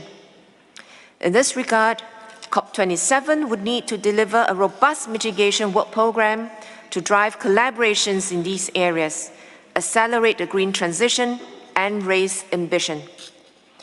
COP27 should continue to strengthen partnerships between government and non-state actors on needle-moving solutions, including hydrogen and CCUS. Third, we need to extend support to other countries facing difficulties in making the green transition and strengthen action and support to developing countries to better address the anticipated climate impacts. COP27 will have to show progress on climate finance, which is a critical enabler for the green, clean energy transition. We have heard from colleagues in South Africa on progress made on Just Energy Transition Partnership Initiative to support South Africa's transition from coal, and we look forward to launch further JETPs at COP27 for other countries, notably India, Indonesia, Senegal, and Vietnam. Critically, developed countries would need to show progress towards doubling finance by 2025. Apart from advancing mandated work on adaptation, we need to enhance adaptation action and support to developing countries, particularly those most vulnerable and impacted, and deliver tangible progress on the ground. In this regard, we welcome the UN CHANG's proposal of establishing an early warning system for everyone within the next 5 years and look forward to receiving the WMO's action plan by COP27. We also commend the G7 under able leadership of the German G7 presidency for tasking G7 development ministers to work on a proposed global shield against climate risks by COP27. We look forward to the UN CHANG and G7's leadership and support in this critical area of priority for developing countries. We support the point made by Chile on scientific approach to understanding the inputs for adaptation.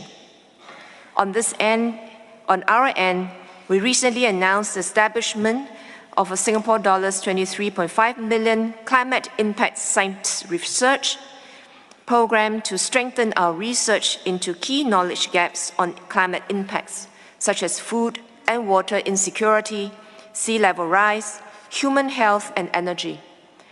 We hope our investments in climate research will contribute to regional and international efforts. Colleagues, Egypt has identified implementation as an overarching theme for its COP27 presidency. We need to implement the decisions we adopted in Glasgow to keep 1.5 degrees centigrade goal alive. Singapore is committed to working with all parties to deliver another successful outcome in Sharm el-Sheikh. Thank you. Thanks a lot, Minister Fu. And now we move over to the Democratic Republic of Congo, Minister of Environment, Yves Baseba Massoudi.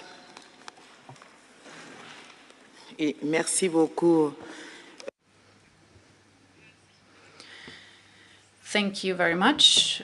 Madam Minister, Excellencies, ladies and gentlemen, the Democratic Republic of Congo first and foremost would like to congratulate the co-chairs of this conference for inviting us to come to Germany. So we would like to congratulate the federal government of Germany and the Republic of Egypt. As Democratic Republic of Congo, we would like to state that our country has already hosted a COP. This was there will be a conference in our country from the 3rd to the 5th of October. We have coordinated this conference with Egypt. And I would also like to congratulate the COP presidents, Mr. Sharma and Mr. Shukri, because they highlighted the importance of warnings issued by scientists. For this reason,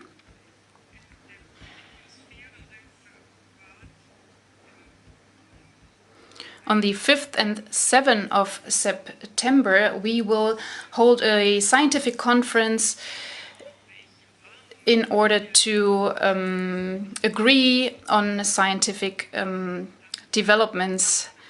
Ladies and gentlemen, since 1992, since the conference in Rio, and since 2015, the COP in Paris, many things have been said, many commitments have been made. However, to date, there are some commitments that have not yet been implemented, and we must now urgently take action in order to tackle the challenges that climate change is causing. My country is a facilitator in the Congo Basin because we need nature-based solutions. There are forests in our country that provide services to humankind. For instance, because they sequester carbon. Our country also has minerals that will help us to achieve our climate goal of curbing the temperature rise to 1.5 degrees Celsius. However, Africa is not one unified country. Africa is a continent that can also provide solutions. We have the Amazon basin, which is in trouble, but there's also the Congo basin. And at the moment, it seems to be the biggest and most prominent lung of the world. So the commitments we have made now need to be implemented, need to be executed, and therefore I would like to congratulate the Executive Secretary Thia for voicing his concern that there are some countries that would like to decrease their efforts regarding fossil fuels and the exit from these fossil fuels. 4% of emissions come from Africa, and if we reduce our emissions, this won't have a very large effect. There are some countries in the world that are responsible for 80% of the global emissions, and it is these countries that need to be supported because they can provide solution for absorbing carbon from the atmosphere. We need to provide alternatives. It is not about compensation, and we don't want to exert any pressure, but we would like to talk about the reality of these finance action. For decades, promises have been made, but they have not been kept, and therefore we completely agree with Federal Minister Baerbock's statement. She said that we need transparency in multilateral cooperation between those countries that can provide solutions and developing countries, but also the emitting countries. We don't condemn the polluting countries because this is the result of industrialization, and we have all benefited from it, from the production of vehicles, oil extraction, etc. All of this is true, but if you are responsible, then you have to react for the benefit of humankind. Another important element is the following. We need to talk about damages. Our countries are suffering. We are experiencing loss and damage resulting from climate change. There are deserts in the south and the north of Africa. In the Sahel zone, there's desertification, and we have climate refugees in our countries. And when they bring their cattle with them, they also bring diseases with them. They cause environmental pollution, wars, armed conflicts, all of this. And we do not condone what is happening in Ukraine, but I would also like to state that my country has been experiencing such a situation for decades. But it also has forests that help us all, and if these forests are cut down, then it will have consequences for rainfall in Uganda, Eritrea, and other countries of Africa. But at the moment, these countries are in the hands of terrorists controlling these regions. The international community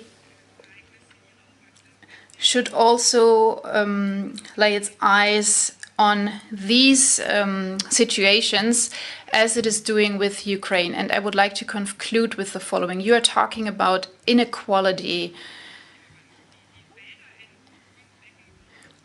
The forests in the Congo Basin are very important, but the CO2 loans are very cheap in Africa. Prices are very low, but the income generated from that doesn't help us to finance our adaptation measures. And if we are not successful in these actions, then we won't achieve the objectives we have set for ourselves regarding adaptation and mitigation by 2023. The Democratic Republic of Congo is open to cooperation with others, as the federal government of Germany has addressed already, but we would also like to introduce our environmental potential in order to help the world. Thank you very much for your attention. Merci beaucoup. Thanks a lot. Also making clear how important the Congo Basin is for the worldwide security.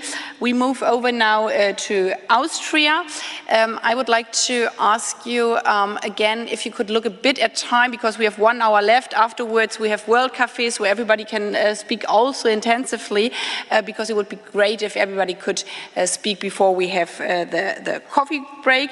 Now we go to Austria. Eleonore Gössler, the Minister for Environment and Climate, and then I would like to move over the moderation to my colleague, and then Gabon will, Antigua will follow. Thanks a lot, dear Annalena, dear colleagues. Thanks a lot for bringing us together at this crucial moment in time before the COP27 and to exchange ideas in this context today and tomorrow. And it is a crucial moment in time, at least for 2 reasons. We've started this ministerial roundtable with an account by Spain on what's happening in the country in terms of devastating fires. And many of you have repeated stories or told stories about what the climate crisis means for their countries. But it's crystal clear also in Europe. It's here, it's devastating, it's more urgent than ever to fight it. And there's a second reason. And we've heard it also in Annalena's statement at the very beginning. We're experiencing a brutal war of aggression in Europe, in Ukraine. And that has shown us very blatantly and soberingly and also painfully for some countries what a dependence on fossil fuels looks like in practice, and the crisis of the fossil fuel energy system that has been massively intensified by this event. So is there backtracking, or can there be backtracking? No. Because both crises show us very clear we must act even faster, even more boldly, even more decisively. And I can assure you Austria is committed to this. We have to get out of our fossil dependency into renewables. We have to become more ambitious in implementing all three elements of the Paris Agreement. And we have already made some progress in Glasgow, and it's important to implement the Glasgow Climate Pact. But we all know, as we sit here around the table, that this is not enough yet. So in my view, what's crucial in November is that we must achieve political outcomes and real progress in all three areas: in mitigation, in adaptation and loss and damage, and in climate finance, adaptation finance, loss and damage finance. So very brief comments on the 3 points concerning mitigation. I think France has put it very clearly. There, in a 3 degrees world, many of us will not be able to adapt our way out of the crisis. So we need to focus on mitigation. We're not on track yet. Many of you have mentioned that. We have an ambition gap both in NDCs and in the long-term strategies. We still haven't received updated NDCs from all countries. We still see that we have some disappointments there, and it's clear to all of us. It's clear to all of us.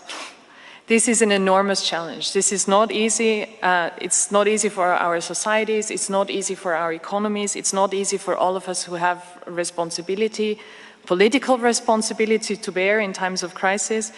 But it is our task, our historic task, I might add, that we achieve this goal.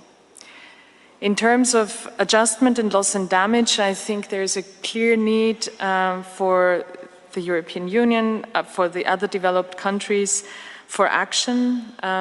Many countries and communities which are particularly affected, and we heard the voices around the table, for them adaptation is a core concern, often even a question of survival. Annalena has highlighted this in the beginning with her story from Palau.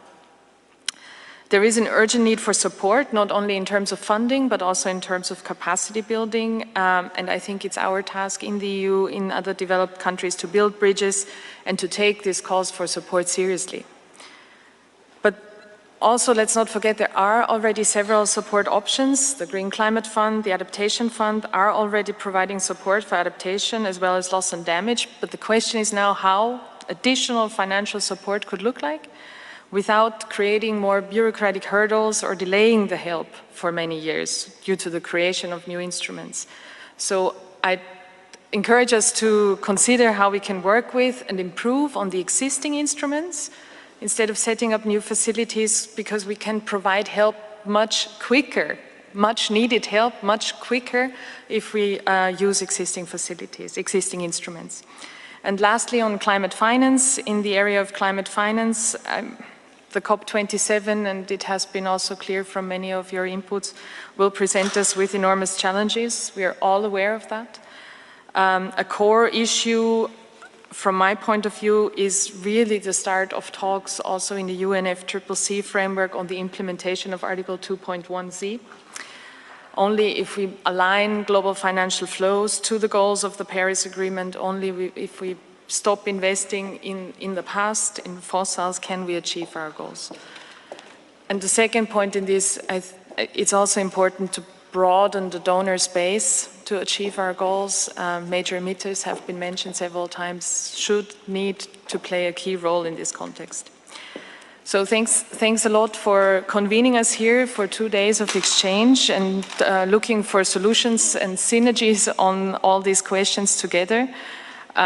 No easy questions, no doubt, but the answers are much needed as well. And so let's try to build bridges in these 2 days, create understanding, listen, as Jennifer very well put last evening, listen to each other so that we can actually not only prepare well for COP27, but also advance well in preparation for COP27. Thanks a lot. Thank you, Leonore. And now the moderation goes to the COP Ambassador Abul Makt, please. Thank you very much, Minister Baerbock, and thank you, Germany, for all your work and the collaborations we've had in preparation for this. Thank you, Minister from Austria, for your wise words, reminding us of the perils of a 3-degree world and issues of finance that we need to be addressing. Thank you for that. And next we have on the list the Minister, Your Excellency, Minister from Antigua and Barbuda. You have the floor.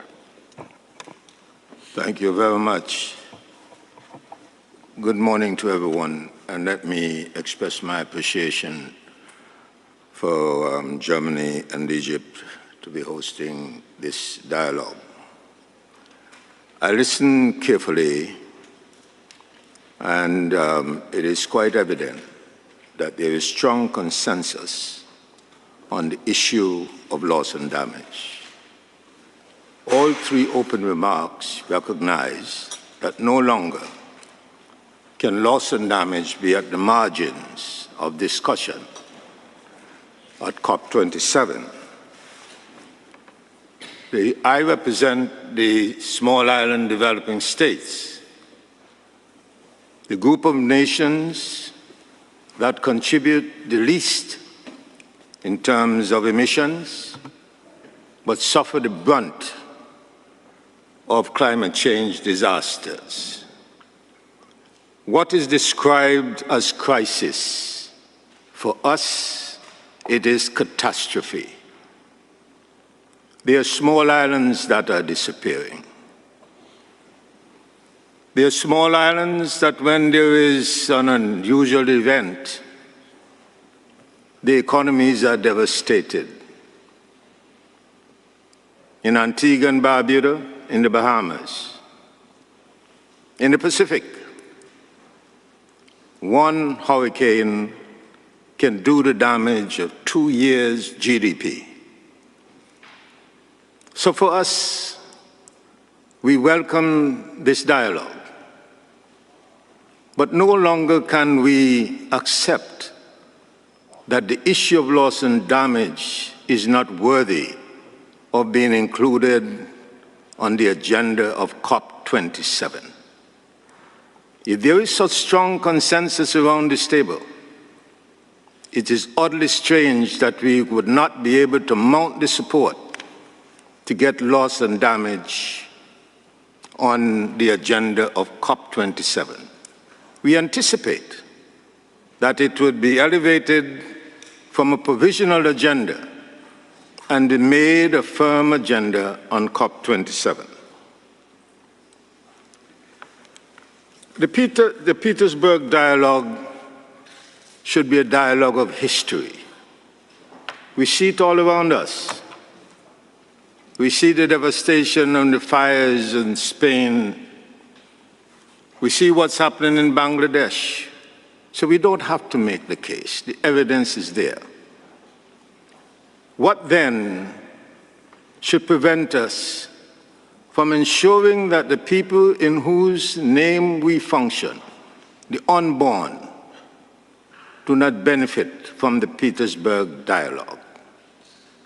We need to recognize that we are making decisions in the names of human beings who will inherit this earth. Some of them are yet to be born. I believe that we have a very narrow window to be bold, to be decisive on the issue of climate change. The future generation deserves it. And we'll have ourselves to blame on account if we do not make these decisive decisions. It therefore means that developed countries that are emitting these enormous amounts of carbon dioxide and polluting the atmosphere, they need to step up. And I'm calling on the developed countries to step up and at COP27 to arrive there with increased ambition. If we have such difficulty surviving at 1.5, what happened beyond 1.5? We do not have the luxury of hesitating or procrastinating. We do not have economic power, small island developing states. But we rely on some principle of morality and justice to take action to stop the devastation of our islands. In 2017, between one of our twin island members of the state, Barbuda, was completely devastated. It is now 2022, and we are still trying to rebuild. That cannot be right. And so, Mr. Chair, it's an honor for me to make this brief intervention. But I'd want to say that mitigation, adaptation, and loss and damage are not competing principles.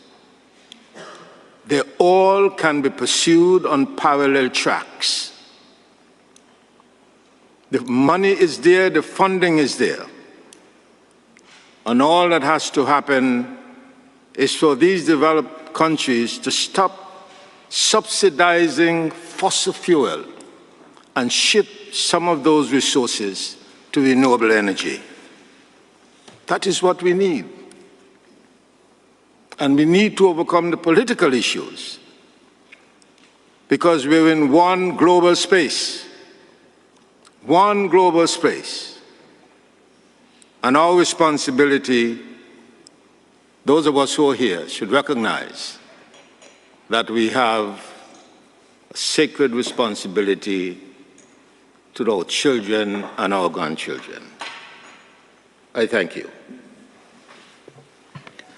Thank you. Thank you very much, Mr. Minister, for highlighting the existential nature of the threat of loss and damage in your country and many other small island states, but also the importance of not approaching issues of mitigation, adaptation, loss and damage in a competitive manner. They are all part of our global effort, and we need to make progress equally across the board. Thank you very much for that, Minister. And next, I give the floor to Her Excellency, the Minister from Switzerland. Madam Minister, you have the floor. Thank you. Thank you, Excellencies, dear colleagues. Thank you. Thanks to Egypt, thanks to Germany to organize this climate dialogue. Listening to the different statements this morning, I think it's obvious that we still have a lot of work to do before the COP27 takes place. But there is one thing we all share. COP27 has to be successful. It has to be successful for the whole world. And it will be only successful if we find the concrete answers to the climate crisis. Dear colleagues, the science is clear. We have only 3 years left to peak emissions and keep the 1.5 degrees in reach. According to the IPCC 6th assessment report, implementing current NDCs that were announced prior to COP26 would mean exceeding 1.5 degrees during the 21st century. This points to an ambition gap. We need to revisit our targets in order to align them with the objectives of the Paris Agreement.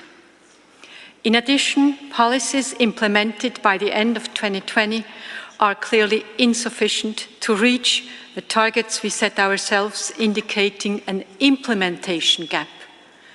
We must do more than announce new climate objectives. We must show that we are serious about implementing our commitments, and we need to be honest about where we are in reaching our targets. The global stocktake, which will conclude next year, will hold us all accountable to the eyes of the world. We all have our role to play, but it is clear, dear colleagues, we cannot reach the 1.5 degrees objective without the commitment by the main emitters.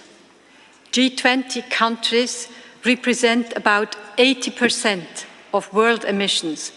Full engagement by G20 countries is critical for the credibility of our process. Concerning loss and damage, adaptation and mitigation, I will not repeat what my colleague from Austria just said. We completely agree with her and with many others who spoke about these issues. But one thing is clear.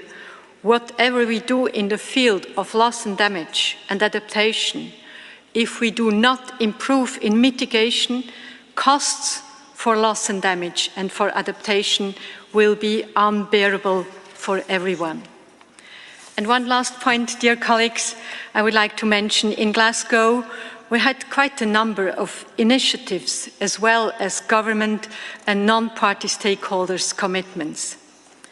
Of course, they are important, but negotiations between the states and the results of our negotiations about Paris Agreement, they will be crucial. And concerning the initiatives and commitments, we should ensure that the follow-up of these commitments is ensured. So maybe we could have one day in Sharm el-Sheikh just to see what these initiatives and commitments have brought until now before we start new initiatives and new commitments. Thank you. Thank you very much, Madam Minister, and we take your suggestion to have a follow-up on all of these initiatives in Sharm el-Sheikh to heart, and we'll see. It is very important that we just not make initiatives but follow up on them and ensure they're implemented. Thank you very much, and next on the list I have the United States. Sue, you have the floor. Thank you very much. Let me lay out 4 priorities we have for COP27. The first goes without saying, it's to complete the mandated outcomes that call for completion at COP27, and these include not only the mitigation work program, but the Carnivia work program, which was referred to earlier, a gender outcome, etc. The second priority is relates to the mandated outcomes with longer timeframes. Those that are not supposed to end at COP27, but many have said in the past and previous ministerials that we need to show progress on all of them, including the global goal on adaptation. I think we need to be creative in terms of figuring out how to show progress while at the same time not prejudicing the ultimate outcomes. The third is that in order to make this COP truly significant and successful, and like others, we think every COP from now until forever needs to be successful and significant given the nature of the crisis. We need to supplement the mandated outcomes. And one way to do that, and I agree with Switzerland here completely, is that we need to provide a space at COP27 in which we show how we are implementing the initiatives that we signed on to at COP26. For starters, let me just say we applaud Egypt for focusing on implementation. For many years, implementation has been considered boring and dull and almost a dirty word. Everybody was always looking for a nice, bright, shiny object. And I think we need to retrain people watching COPs and participating in COPs that implementation is incredibly important and a worthy goal. So why focus on initiatives? A couple reasons. First of all, the initiatives from COP26 were considered a very significant part of the analyses and assessments that said that they would bring us, if implemented, to 1.8 degrees. So that's one reason to focus on implementation. A second is to create continuity between COPs so that we don't just forget about initiatives from year to year and move on to new ones. And the third is for accountability. Parties and stakeholders get credit when they sign up for initiatives, and they should be accountable at the next COP for showing how they are following through on such initiatives. Which brings me to point 4. Implementation is not enough, which is why we have been calling it a year of implementation plus. There are gaps across all 3 objectives of the Paris Agreement. We're not on track to keep warming within 1.5 degrees. We're not on track to achieve global resilience, and we have barely started the process of aligning financial flows with those 2 objectives. And as others have mentioned, we also need to address the important issue of loss and damage. So what does this mean in terms of additional initiatives? Well, I'll name a couple that the United States is trying to champion, and then I'll stop talking. On the adaptation front, we will be demonstrating how we are implementing our PREPARE initiative on adaptation in developing countries. And as Egypt knows, we're partnering with Egypt on an adaptation in Africa initiative for the coming COP. In terms of mitigation, we will be building upon last year's global methane pledge with a focus on national action to help get close to the global goal that was reflected in the Global Methane Pledge. And just for information, there's over $300 million in a philanthropic pot of money that is available for developing country implementation. On shipping, given that it's the super year of the ocean, we are partnering with Norway and others to build upon last year's Clydebank Declaration and last year's Zero Emission Shipping Declaration with a broader, what we're calling Green Shipping Challenge for COP27. Another initiative relates to fertilizer, which is a new concern arising from Russia's aggression in Ukraine. The initiative focuses on reducing fertilizer waste. It will increase food security and also have co-benefits for climate change. Our First Movers Coalition will be adding new participants as well as the concrete and cement sectors to the initiative. So we urge everyone to at least consider joining these initiatives. And one last point is we also need to pay attention to the other fora outside the UNFCCC that are dealing with climate change. And for example, this week in Montreal, ICAO is taking up the issue of a long-term aspirational goal for climate change. And I urge everyone to be concentrating on those initiatives, not just things going on within our regime. Thank you. Thanks very much, and thanks for highlighting the importance of the initiatives. We're applying that same sort of threshold for initiatives. They have to be implementable, and a follow-up mechanism has to exist for it. So thank you for pointing that out. I'll move the floor now to Colombia. You have the floor, followed by Ghana. Vice Minister, you have the floor. Muy buenos días. Muchas gracias. Thank you very much, Germany. Thank you for having invited us here. Thank you for having invited the representatives and colleagues of mine to this Petersburg Climate Dialogue. And I would also like to highlight and acknowledge the leadership role of Egypt for the upcoming COP27. And I would like to thank Great Britain for its enormous contribution to COP26. It's only been a couple of months, really, since we left Glasgow. And then already the situation turned out to be very complex in the midst of a pandemic. And now in 2022, we find ourselves in an even more complex situation. All of us, we're all of us in it together. We're still experiencing a pandemic. But you cannot and must not forget what really counts. What is the challenge that we have to face up to these days? What we have to aim for is to keep global warming below 1.5 degrees in the coming years. So in a way, this crisis will never end. It will continue, but our objective has to be crystal clear. When we met at the COP26, we gave a number of important pledges and promises. We said, first and foremost, that we would raise our ambition by 2030. Important topics of the COP26 will continue into COP27. The countries will have to be more ambitious, have to reduce greenhouse gases by a minimum of 25%. With regard to my country, Colombia only contributes 0.6% to global emissions, and we've set ourselves the target to reduce our greenhouse gas emissions by 51%. So we will come to EGBT with a greater ambition, but also with more measures, which we intend to implement more speedily. And I'm not talking our countries here. I'm also talking our people, the people in the streets who expect this of us. They expect us to act more speedily, to act at several fronts. We listened to a young woman this day from civil society representing the youth of the United Nations. We listened to a representative of an NGO. We listened to what they expect of us. Reducing emissions, reducing global warming.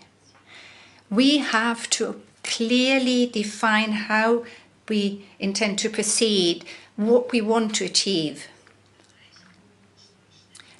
how can we achieve our goals more speedily?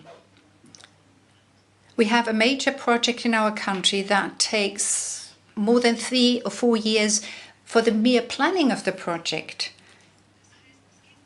Nothing has, and that does not yet refer to the process of actually implementing it and setting up the structures. So we have to act more speedily, funds have to flow and go to the recipients more speedily. And another important aspect refers to countries like the countries in Latin America and in the Caribbean. We have to make sure that these countries do not waste time. We should not only engage in a dialogue, but what we've set up is a kind of alliance that focuses on the immediate future. This is the so-called Santiago network on loss and damage. The structure of that network, the leadership with regard to that network is very important. Barbuda, the representative of Antigua and Barbuda, made that point. Everybody highlighted the importance of keeping loss and damage and thus the Santiago network on the agenda. And it does help to have this network. And another important point that I'd like to make. I referred to what my colleague from the DRC just said. She referred to Article 6. This is about reviewing fair pricing, not only in Africa, but also in Latin America. Because there it is an instrument that allows us to be active in the field of finance. It's important for the communities we're talking about. It's important to give them the funds that they need to take action. And there are other important topics on the agenda of COP27 and that we have to keep an eye on. That is, continue to fight for deforestation, which is an important subject for countries like Colombia, Congo, Brazil, Ecuador. All of us who are in that belt area, deforestation is a driver in greenhouse gas emissions, more than 30% really. So all of that is important with an eye to the upcoming COP27. We need to talk about this. We need not only talk about climate change, but we also have to look at it against the backcloth of these crises. The infrastructure, deforestation, these are all important topics. In a way, we have a threefold crisis that we're witnessing. We're facing the consequences of climate change, of environmental pollution, and we have other crises, and they're all interconnected. Deforestation, of course, clearly can be traced back to some extent to the greenhouse gas emissions. In our eyes, these are important topics that should be put on the agenda of COP27. And if I may add just one further thought, migration, climate-induced migration. And let's not only talk about the reasons, but we will be witnessing the impact of it, the consequences of it. And we're doing that basically already these days. And where is it going to take us? Where are these people going to go? We're talking people here who, because of having to migrate, move towards the rivers, the wetland areas. And what does it mean for the cities? Because it is the cities that are the generators in a way, those who produce the greatest greenhouse gas emissions. These are all aspects and things we ought to talk about because they are of key importance.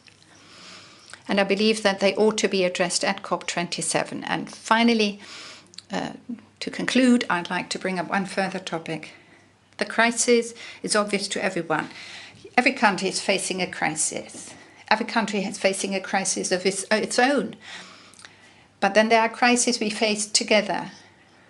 And these are things we need to talk about. Ambition, 45% reduction of the greenhouse gases, implementation, finance, the $100 billion pledge, and in what way can we be more active on loss and damages? Loss and damage dialogue is very important, and thus I believe that the importance of the Santiago network on loss and damage has to be highlighted. Increasing our ambition with regard to adaptation markets, and deforestation. These are all topics that we believe to be important. All of that has to be thought together and addressed together. I don't think any country can solve any of these problems on its own. We have to collaborate, we have to cooperate. And the President of Egypt, I would like to address myself to the President of Egypt and to the Foreign Minister of Egypt, appealing to him that we cooperate because people expect that of us. And these expectations continue to grow, whilst pressures also increase at the same time. So the pressure on us is increasing day in, day out to implement what we agreed to at Paris. Thank you very much. So much, Colombia, for highlighting the linkages between various aspects and bringing in issues such as migration and others very important matters. Thank you for that. And next, the floor is given to Ghana. You have the floor, sir. Thank you very much. It's a great pleasure to see you all in person and to be here and to be ready to collaborate with colleagues, coordinate and make a difference in our endeavor to make this world a better place. Ghana has the current Climate Vulnerable Forum chair, and we just took over from Bangladesh only about some 4 weeks ago. Ghana will continuously strive to advocate for the necessary action to safeguard those who are most vulnerable and least responsible for the climate emergency. For us, this is a practical but also a moral imperative, which we cannot ignore. Excellencies, adaptation, loss and damage, 1.5 degrees Celsius, ambition, and the urgent need to scale up accessible finance must be at the center of the outcome of COP27 in Sharm el-Sheikh. One of the main priorities for the CVF, that's the Climate Vulnerable Forum countries, countries of some 55 nations with some 1.4 billion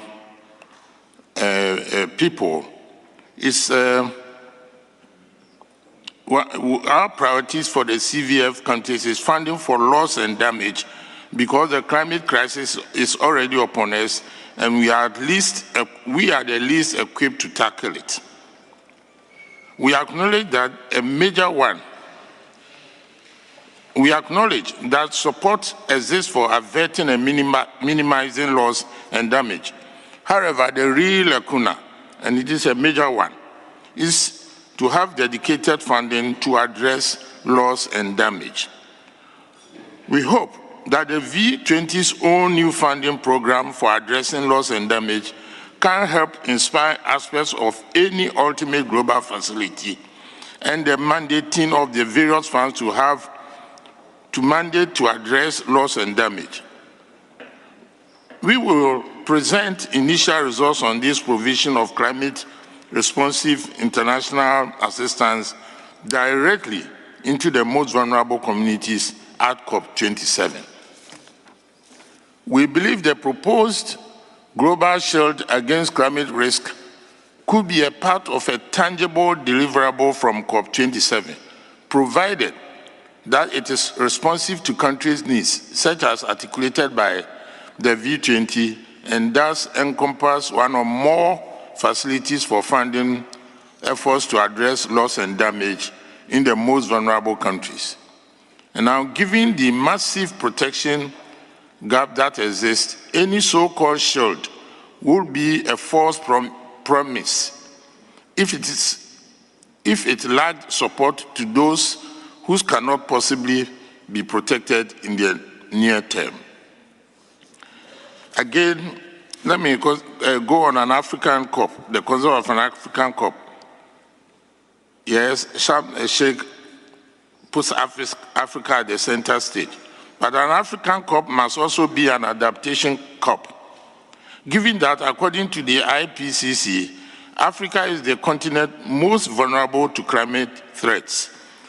And following the V20 Ministerial Dialogue in April 2022, we are therefore calling for a standalone implementation plan for how the crucial COP26 decision on doubling adaptation funding by 2025 will actually be implemented by developed nations. The value of the predictability and confidence dividends that this can provide our most vulnerable constituency should not be underestimated. We must strive not for the lower bar of survival and protection. And here, I remember my high school Latin, which says, aptet od mori, which means adapt or die. We must move away from that and indeed strive for an adaptation to be very transformational for some of us to take our vulnerable nations on the path towards prosperity. We can do this. CVF and V20 nations are pursuing climate prosperity plans precisely to ensure our national development will be propelled by climate-smart strategies, and we hope to present a number of these at COP27. The collaborative engagement of multilaterals and donors behind these plans is an opportunity to support our national ambition in such areas such as climate adaptation, addressing loss and damage, as well as renewable energy, while strengthening our partnerships. On ambition, practically no single major emitter has aligned its NDC's targets with the Paris goals. And this is very, very disturbing indeed. This is a travesty that puts into question the very survival of the most vulnerable nations. This especially is concerning given the findings of the latest IPCC report that we could reach 1.5 degrees Celsius of warming our survival limit as early as 2030. Every moment now counts in this critical decade. Again, Excellencies, the compounding impacts of the pandemic, climate change, and the food and fuel crisis are causing a debt crisis across the most vulnerable economies. And that's one thing that I want us to address or avert our mind to. And again, this thing is going to compound and confound our known problems in Africa, particularly illegal logging and then also forest crimes. And I heard one of the participants made allegiance. All these things feed into these climate issues. The service of public debt crowds out room for crucial investments that countries require in order to climate-proof, as it were, their economies, and establish a resilient and sustainable and equitable recovery. Debt relief is more than a quick fix. It aims to empower governments to invest in strategic areas of development, including health, education, digitalization, and sustainable energy, and resilient infrastructure. Governments receiving debt will therefore develop their own climate prosperity plans to map out the actions they will take to advance their development and climate goals. So the developed North should consider at this crucial stage of the pandemic and its outcomes and wars elsewhere about considering and debt reliefs and transition it into green action plans that can also help in this endeavor. Finally, in closing, I must highlight our expectations on finance more broadly, and this I speak on behalf of the CVF. We are calling for a status update on the delivery plan enshrined in the COP26 outcome for full delivery on the annual 100 billion in climate finance delivery for the period 2020 through to 2025. Regarding the new collective quantified goal on climate finance post-2025, it must be adequately respond to the needs of the most vulnerable countries, learning from the experience of the as yet unfulfilled $100 billion goal. $100 billion goal. 100 billion is also a tragic low bar, and this discussion needs to get more serious as to the scale of funding that will actually be required to shift trillions upon trillions of dollars of investment in development countries that need to support the move from brown to green. Ghana is fully committed to the success of COP27.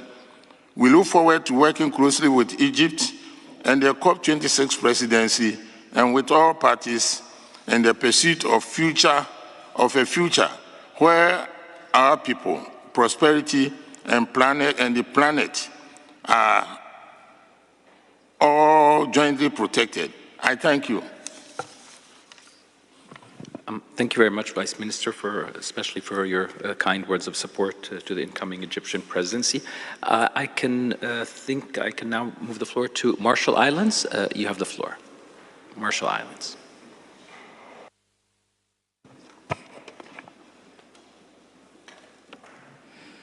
Thank you, Chair. Good morning, Excellencies, Ministers, colleagues, Yakwe from the Marshall Islands. We have only a few months until COP27, and we have heard here the urgency of the situation we face. My brother from Antigua and Barbuda explained the existential crisis for islands, and others have testified to the catastrophic conditions they face in their own countries. And yet, that urgency just honestly is not reflected in our work so far this year. When we left Bonn, we had barely achieved what needed to be done.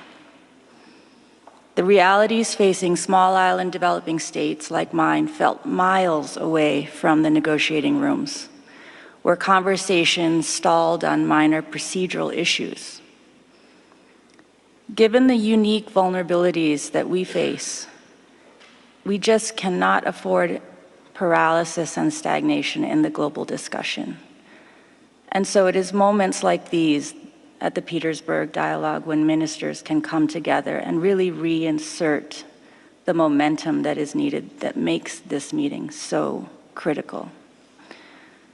We have to work tirelessly to make progress across all agenda items, as others have said. Mitigation, adaptation, loss and damage, finance.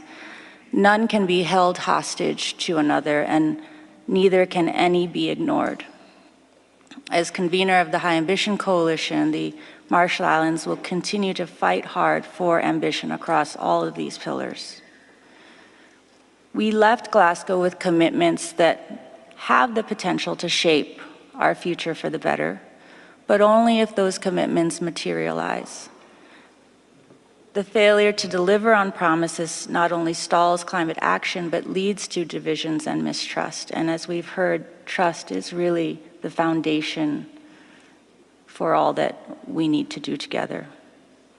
I welcome the assurances from Germany and the EU that temporary measures on energy security will not result in a rollback of ambition, and that is a good starting point for establishing trust.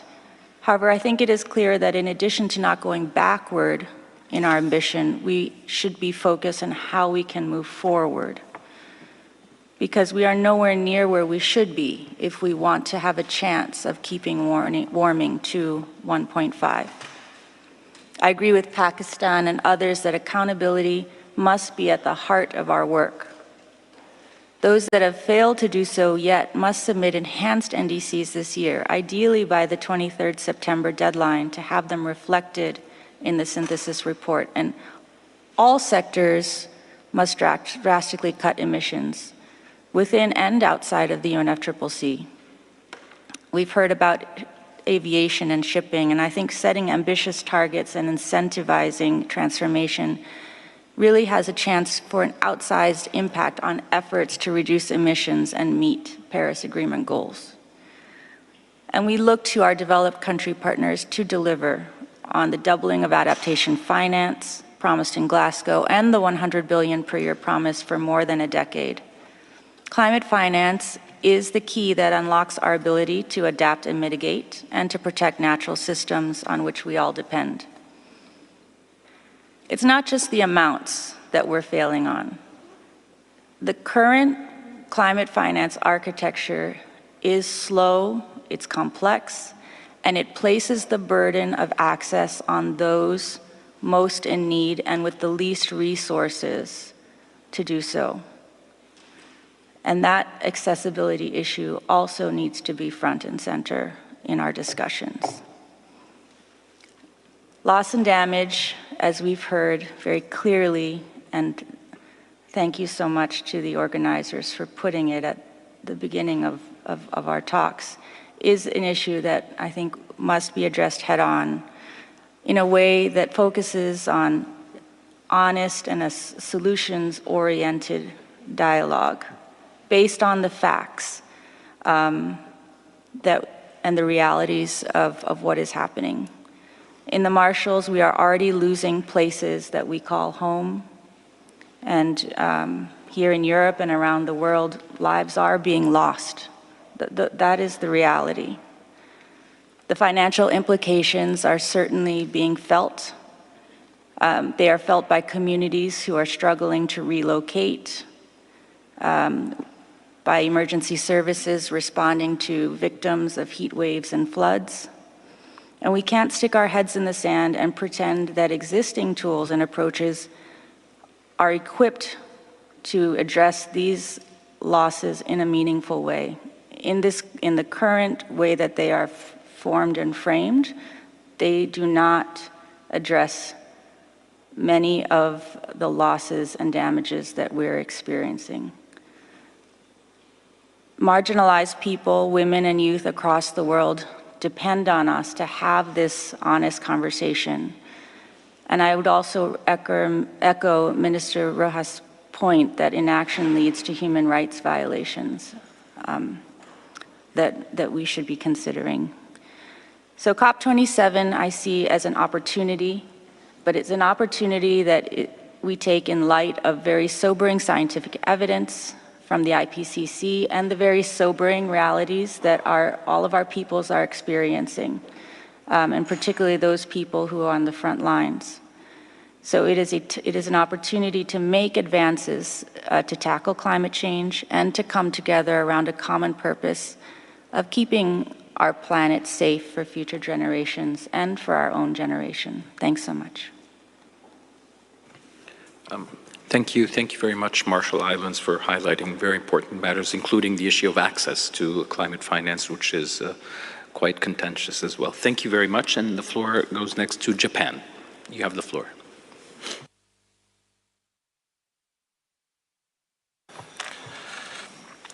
Thank you very much, Minister Baerbock, Germany, and Minister Shokri from Egypt for hosting and organizing this valuable opportunity to pave way for COP27. I also appreciate the participation of civil society representing and delivering a strong message. Excellencies, first of all, let us look back to what we have accomplished so far. COP26 saw the completion of the Paris Rulebook and the adoption of Glasgow Climate Pact, an epoch-making agreement on agenda items, including mitigation, adaptation, and finance in a well-balanced manner. With this achievement, the world has moved to the next phase of implementation and action. At COP26, it is important to drive forward our discussions and make progress on mitigation, adaptation, loss and damage, and finance in a balanced manner, according to the timeline agreed at COP26. In particular, it is our priority to reach agreement on the mitigation work program and on matters relating to the full-scale implementation of Article 6.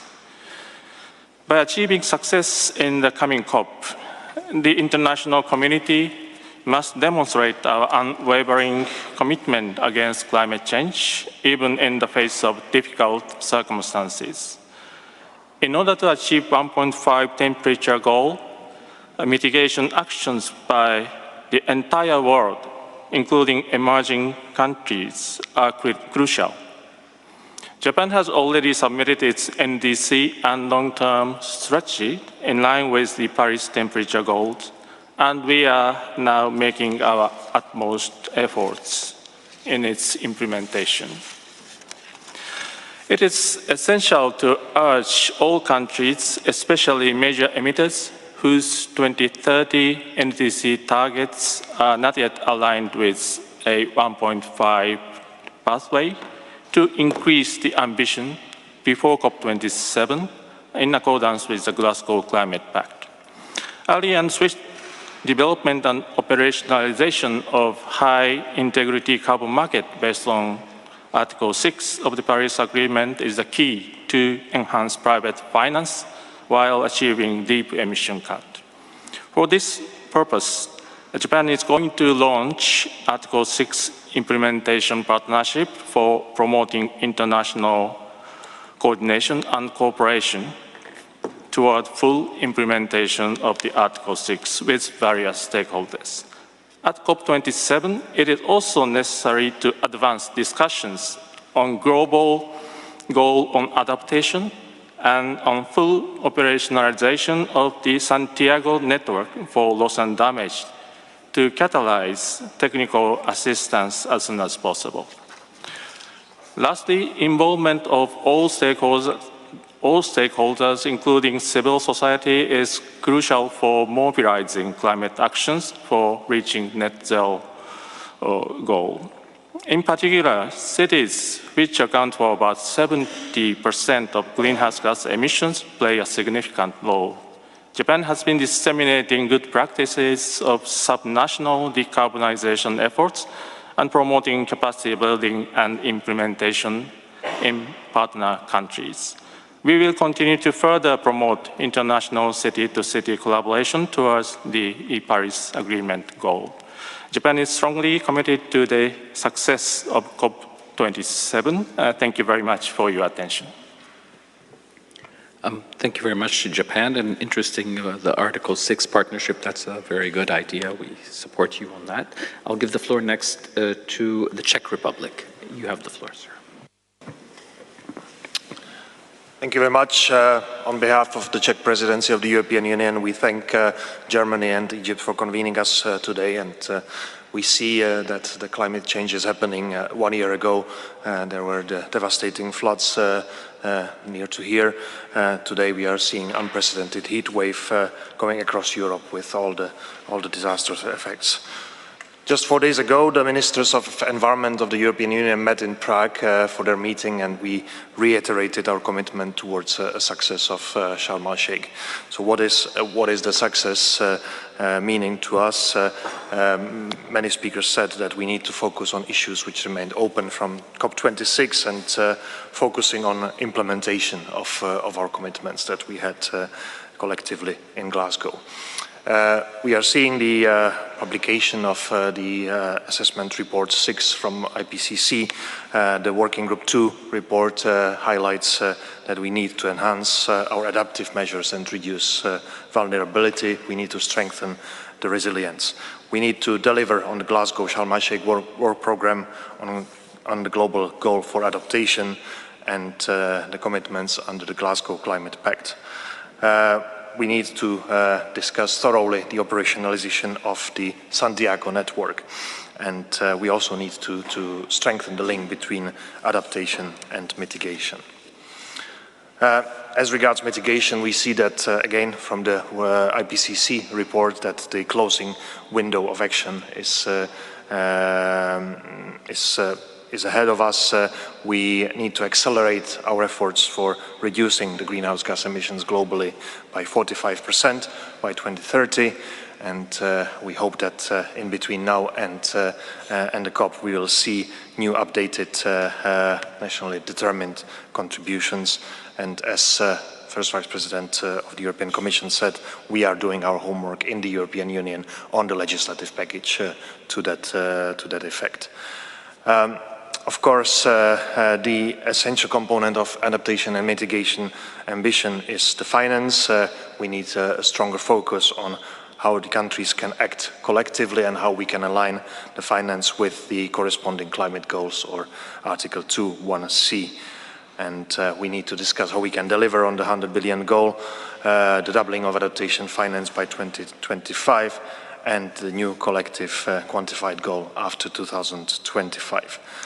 Last but not least, we need to progress with the global stocktake so that we are ready for the next year.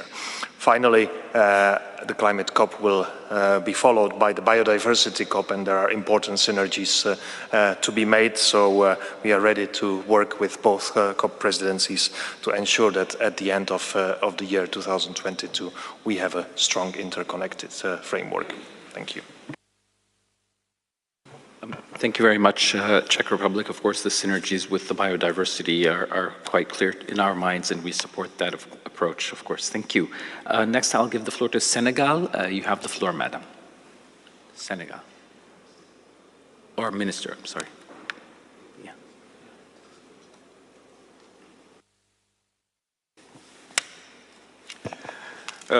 Merci beaucoup. Je voudrais d'abord... Thank you very much. I would like to start by thanking the German government for preparing this conference, for tackling these issues for the last 10 months, also at the last G7 summit in Elmo. I would like to congratulate Germany and also Egypt for this joint collaboration and the direction they have given for the Petersburg Climate Dialogue and the COP27 conference. The conclusions of the last IPCC report regarding technical feasibility and limiting temperature rises to 1.5 degrees Celsius in the centuries, this is what I would like to highlight once again. We are all aware, if we don't achieve this target, if we cannot limit global warming to 1.5 degrees Celsius, then the most vulnerable and weakest countries will be affected. It is therefore important that we lead by example and show how it can be done, and that we take appropriate action in order to reduce emissions, increase resilience, and also strengthen the financial framework. The priorities of the most vulnerable countries for COP27 are clear. We have to define what needs to be done with regards to adaptation. We also need to take into account vulnerability. And this must be taken into account by the industrialized nations. At the upcoming COP27, it will be important to have a working program in place for mitigation, and that we will be able to work in good faith until 2025. With regard to financing, well, climate financing is still below the necessary threshold, below what is needed. We need to make the $1 billion available and also discuss the new financial obligations. We must know what the financial framework should look like, also in order to be able to implement the Santiago network.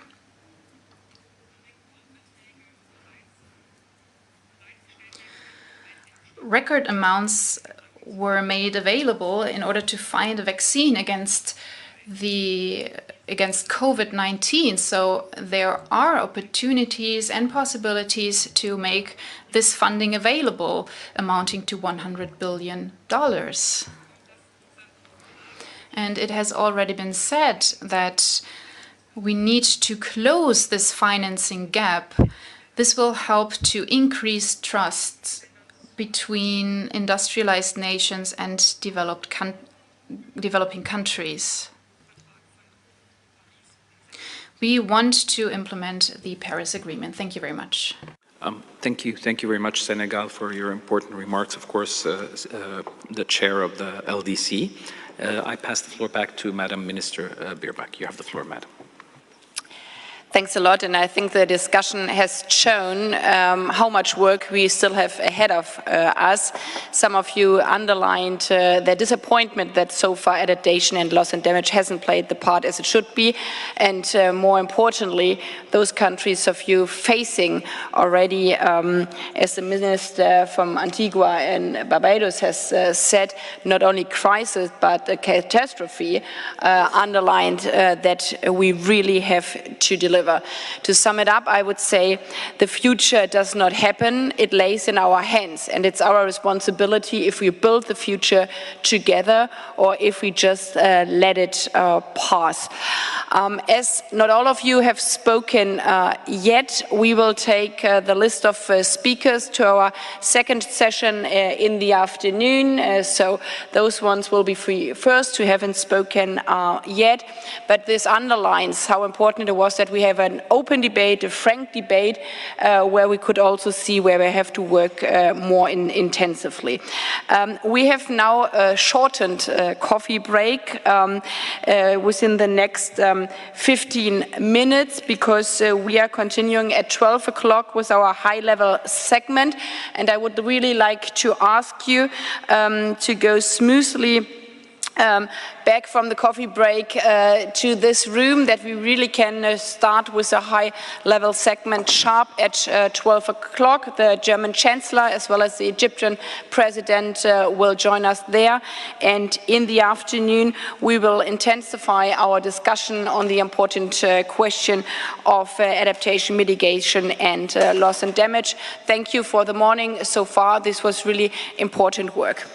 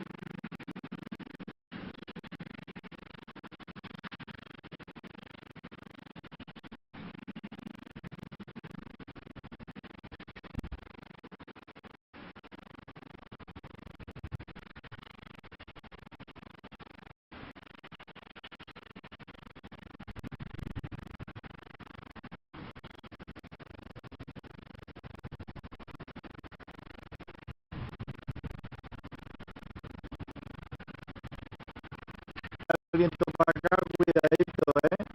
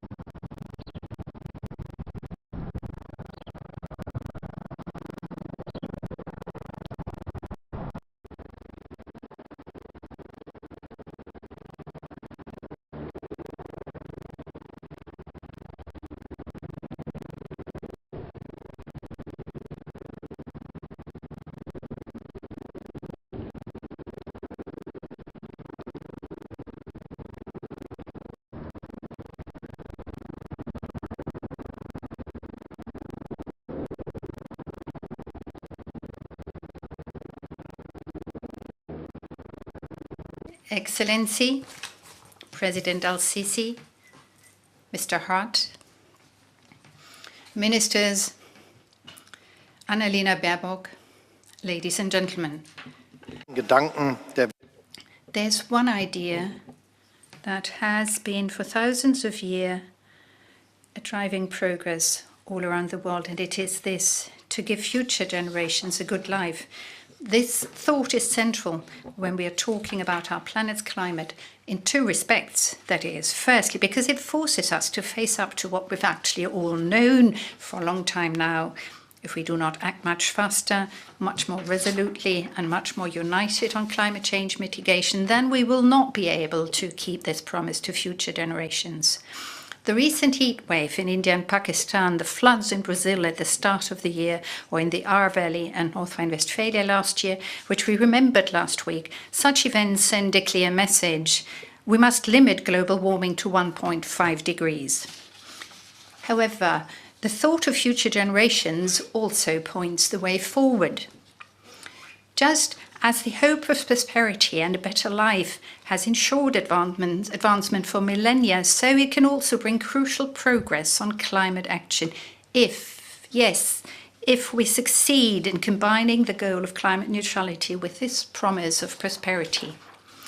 That, ladies and gentlemen, is the path we must take. In 30 years' time, our planet is likely to be home to 2 billion more people than today, predominantly in Africa, Asia, and Latin America.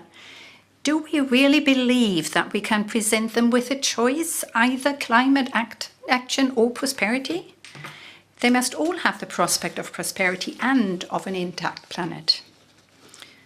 Nor can we ask the citizens of our countries to be less mobile. How is that supposed to work in a globalized, interconnected world?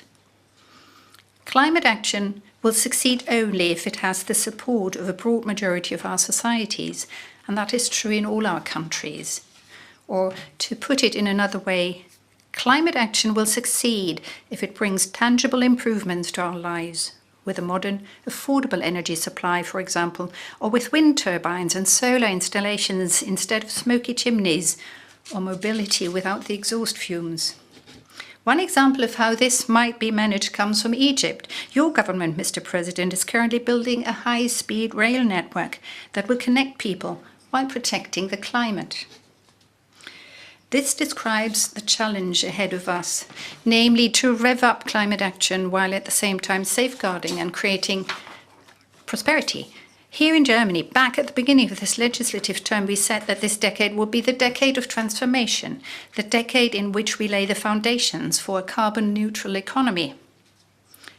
In less than 25 years, by 2045, we want to be one of the first climate-neutral industrial countries. Putin's brutal war of aggression against Ukraine, his use of energy as a weapon, rapidly rising energy prices, all this merely reinforces our commitment to that goal. We need to phase out coal, oil and gas, and I'd almost be tempted to say go at it full throttle. So our motto is try and stop us. Because what must not happen is that we slide into a global renaissance of fossil energy and coal in particular. No one can be pleased that the share of coal-fired power generation is rising again, in Germany as well, in response to looming bottlenecks in gas supplies. This makes it all the more important for us to state in no uncertain terms that this is an emergency measure imposed for a very short, limited period of time, and it does not take away from our climate targets. And the same is true of investment in the gas infrastructure. Yes, we temporarily need new LNG capacities so that the lights don't go out in people's homes or in factories and businesses here and in many other countries around the world. Factories, by the way, that often produce the very technologies we need to achieve climate neutrality. However, it is also clear that everything we do today to secure the supply of gas has to be in conformity with our goal of becoming carbon neutral in Germany and worldwide. Specifically, this means not creating any new lasting dependencies on fossil fuels, not here and not in the producer countries. If we launch new energy partnerships today, then it has to be with a clear perspective for the energy transition and the shift to green hydrogen. And not least of all, we are fixing an expiry date for the use of fossil fuels.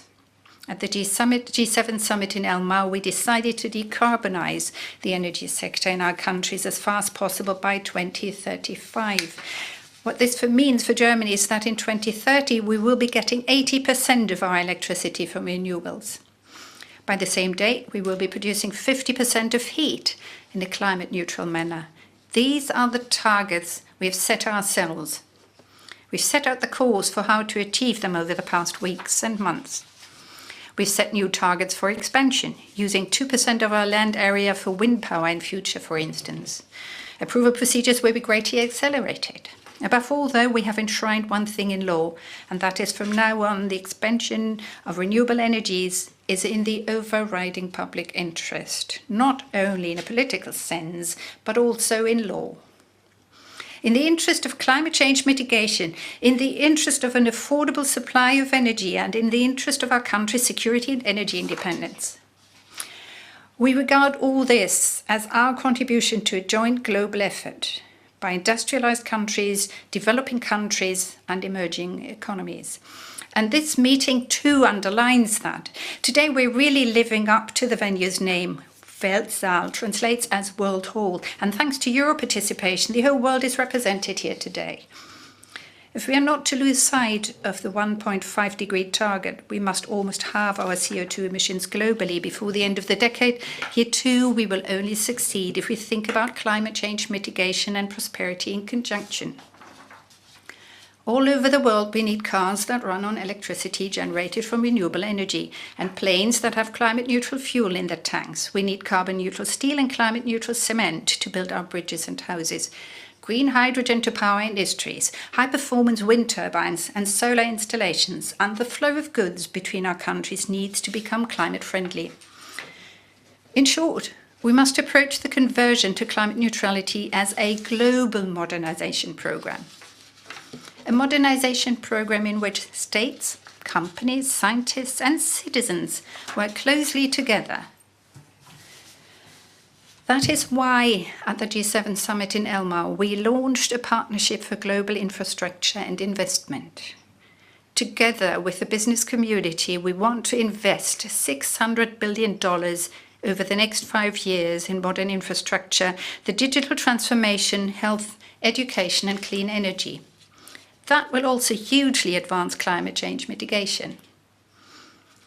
One focus of Germany's engagement will be the just energy transition partnerships. Along with development banks and companies, we will support the partner countries in decarbonizing their energy sector. And it is not by chance that the first partner country is an African one, South Africa, that is. We're talking to other countries about setting up further partnerships. And we want to do more to drive the energy transition in our neighboring continent, especially. The UN Climate Change Conference in your country, President El-Sisi, is the perfect opportunity. Partnerships like the Just Energy Transition Partnerships make a very real contribution to driving forward the UN-led climate process and its goals. This process remains crucial. However, if we want to implement the Paris climate goals, and that has to be our goal, then we need new forms of cooperation alongside the climate change conferences. And that is the idea behind an open and cooperative climate club. At the G7 summit, we took steps towards establishing the climate club before the end of this year. I believe an association of ambitious countries like this can have 3 goals. Firstly, together we will accelerate the climate-neutral transformation of our industrial sectors. We have not made enough progress here yet, because everyone is afraid that their companies will move to neighboring countries with laxer rules, and we can only escape this dilemma by working together, by intensifying international cooperation on climate policy, creating international lead markets for climate-friendly technologies, and strengthening confidence in international climate policy coordination. In this way, it's worth noting, we will also avoid a global patchwork of tariffs and import duties, a jungle of varying standards and measuring methods, stringent and less stringent rules. Secondly, the Climate Club will create new markets for climate-friendly products, such as green steel or green hydrogen. Creating a level playing field boosts investment in new technologies.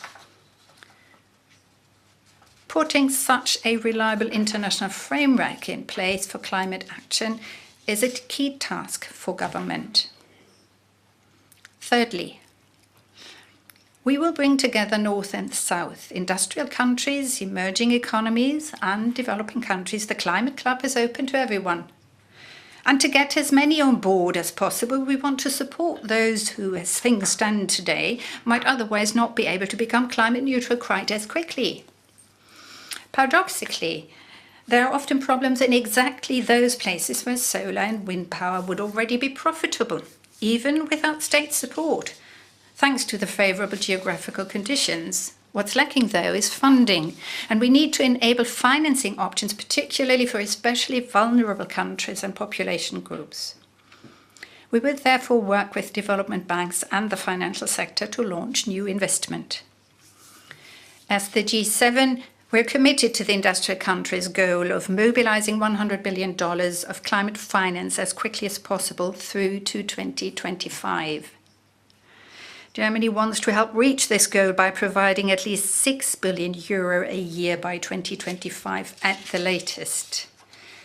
And I also want to reaffirm the industrial countries' joint pledge to double our contribution to adaptation finance by 2025. President El-Sisi, we want to work with you to find practicable solutions to deal with loss and damage from climate change. This will be a major issue at the upcoming climate change conference. As the G7, we've emphasized that we will not abandon affected citizens or states. By the time of the climate change conference, therefore, we want to establish a global shield against climate risks. The fact that many technological solutions are available now makes me feel optimistic. The priority now must be to put them into action around the world, because then, ladies and gentlemen, we will automatically do what I spoke about at the outset: link climate action and prosperity. And we will be keeping that great promise that has forever ensured that humanity advances to give future generations a good life in a world worth living in. Thank you very much indeed.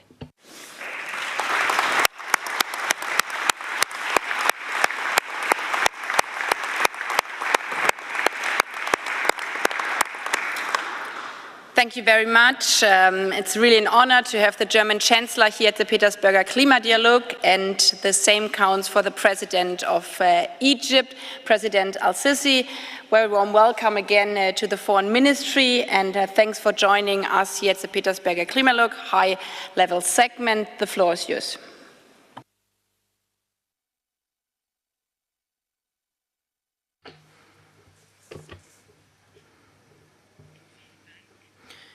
Thank you very much, Federal Foreign Minister. Allow me to start with my remarks. Federal Chancellor Olaf Scholz, Excellencies, participants,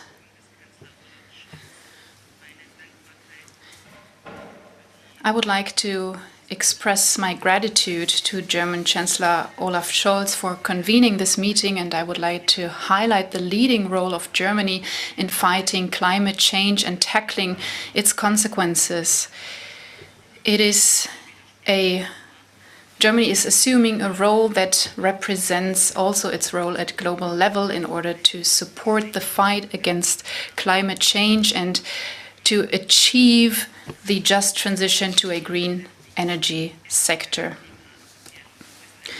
We are meeting today here at the Petersberg Climate Dialogue, and this is a demonstration of this commitment. And this dialogue has been one of the most important conferences over the last years in the run-up to the annual conferences of the parties, as it presents an opportunity for coordination and consultation between parties in order to achieve a consensus between the different parties regarding the different topics. Ladies and gentlemen, this year Egypt will be hosting the COP27 in the midst of a number of challenges, among them the current energy crisis, the food security crisis affecting several developing countries, the debt crisis, financing crisis, and also the repercussions of the COVID-19 pandemic, and also the geopolitical consequence of Russia's war of aggression in Ukraine. And all of this is a huge responsibility for us as the international community in ensuring that our common vision will not be hindered as we stipulated in the Paris Agreement and reaffirmed last year in Glasgow. And based on that, today I would like to mention several issues that Egypt, as the future COP presidency, deems important. First of all, scientific evidence shows that climate change has become an existential threat, and it does not allow any delay in the implementation of our commitments, since all of the parties have agreed to implementing these priorities, the objectives of the Paris Agreement targets.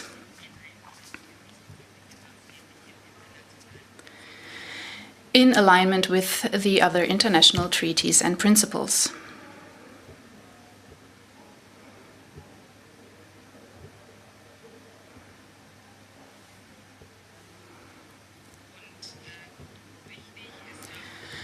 One thing is also important. It is important to mention the principles of equality and collective action, but also differentiated action based on the different capabilities of the countries. And therefore, as future presidency of the COP27, we will ensure that this conference will be a turning point for global climate action, and that these actions will be implemented on the ground. So this is about building on the existing climate change mitigation dynamics and guaranteeing implementation towards a green economy and curbing the impacts of the climate crisis. And in order to flesh out this vision, Germany is very grateful for the support and participation of all partners, which helps us to achieve our objectives and targets. And in this context, I highly welcome the G7 declaration, which took place last month here in Germany with regards to the environment and the climate. I welcome the positive position taken in this declaration. And I would also like to highlight that these measures should also be expanded to other developing countries that are currently engaged in similar activities. It is very important to translate these visions and actions on the ground in the different negotiation tracks of the UN Framework Convention and the Paris Agreement, because these negotiation tracks often represents positions or approaches that are not always in line with the visions and positions expressed at the political level. Third, our African continent is at the heart of these challenges and affected very strongly, more strongly than other regions, taking into consideration its special status and its limited ability to address the different crises and the limited financial resources to overcome these difficulties. And the most recent food and energy crises have further exacerbated the challenges that African countries are facing, in addition to the very real climate change threat. I would just like to mention desertification, water scarcity, rising sea levels, floods, and many other adverse climatic events these African countries are suffering from. And here I would also like to reaffirm the necessity to make every possible effort to support the African countries and to enable them to make use of their national resources and to achieve an economic development that is in line with the efforts of climate action and protection of the environment through a comprehensive approach taking into consideration national economic and development circumstances of each of these countries. Thanks to their huge territories and their potentials for creating or using renewable resources, the African countries have already taken concrete steps. I'm referring to solar and wind and also green hydrogen, and this also takes into account several industries such as automotive, agriculture, etc. Fourth, at an early stage, Egypt has taken effective steps to adopt a development model that is sustainable, that protects the environment and includes climate action. This is not only a reflection of Egypt's firm belief in the right of its people and of the coming generations, but we are also aware of the potential of a green transition for our economy in very vital sectors.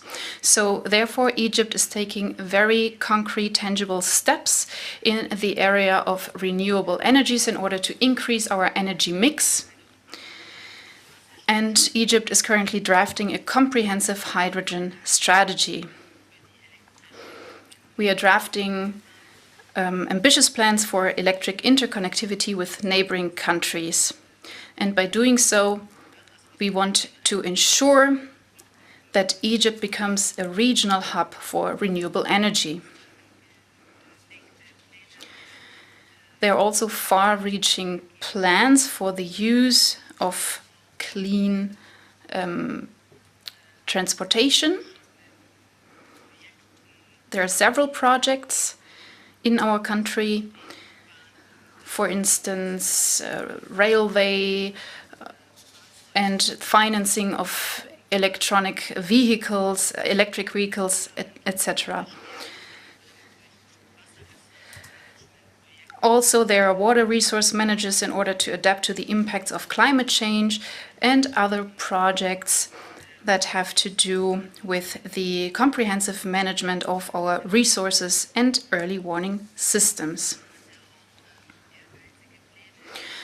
There are also ambitious plans in Egypt that reflect the comprehensive efforts. But these efforts require financing. This is indispensable. And for this reason, we need support and partnership with other countries and also international institutions, also financial institutions. And for this reason, I would like to invite all of you to further direct your efforts towards the next COP27. Egypt will do everything in its power, everything in its efforts in order to ensure that this COP will be a successful event.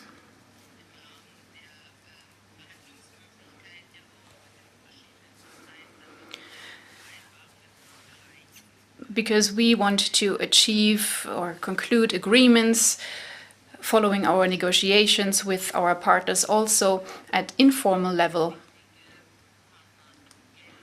because our partners are valuable partners to us. And for this reason, we will take further initiative and action to engage in dialogue with non-governmental actors and institutions and we would like to ensure that we find solutions and that we successfully achieve our 1.5 degree target in order to improve our life. Thank you very much.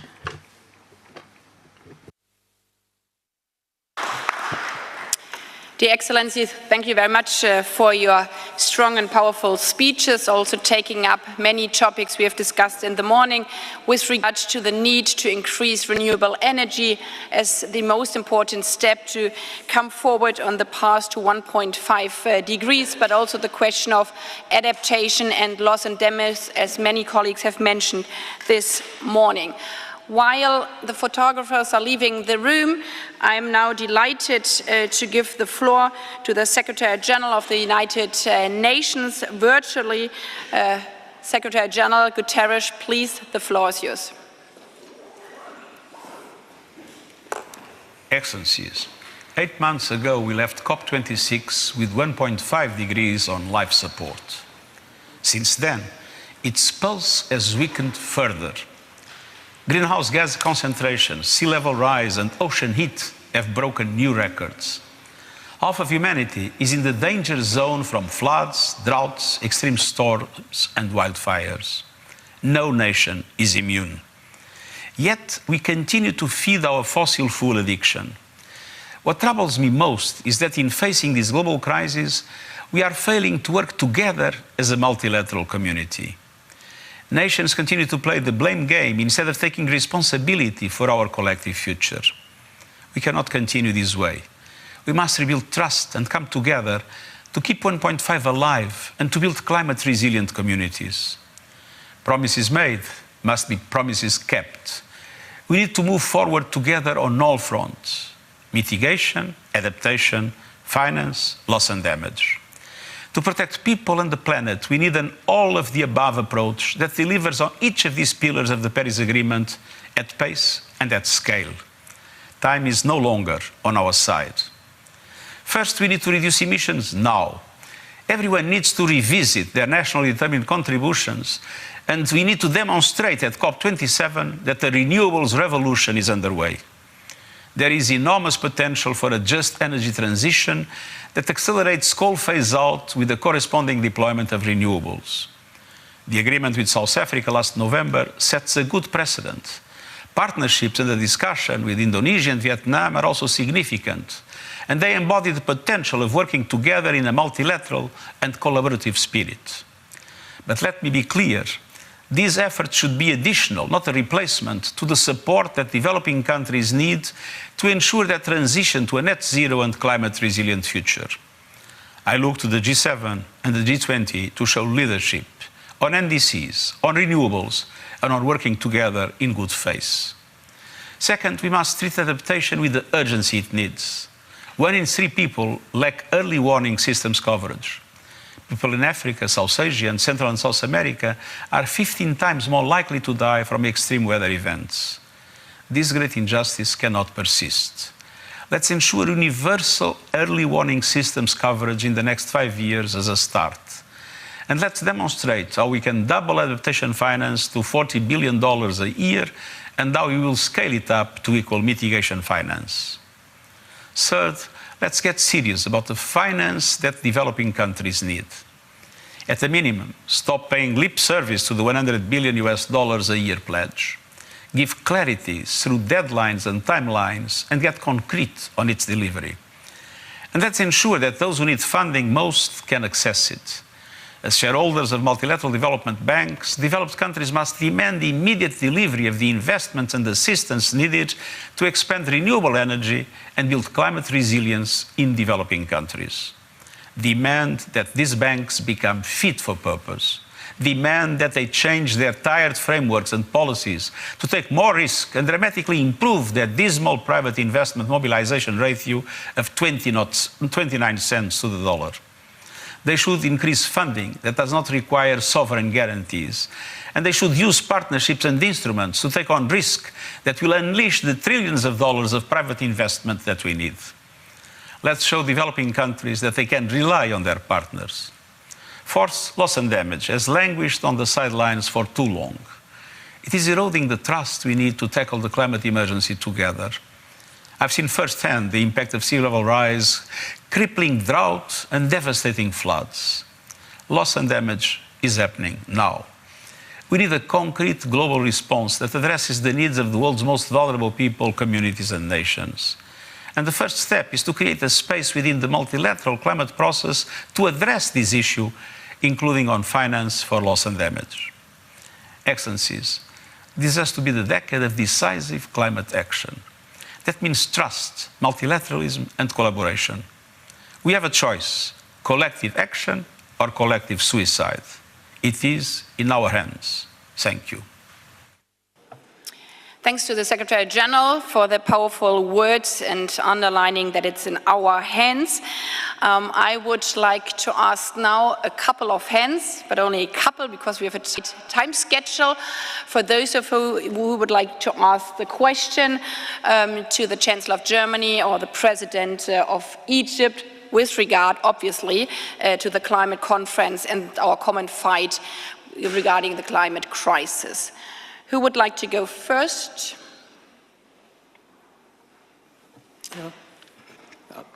Thank you. Bangladesh, yeah.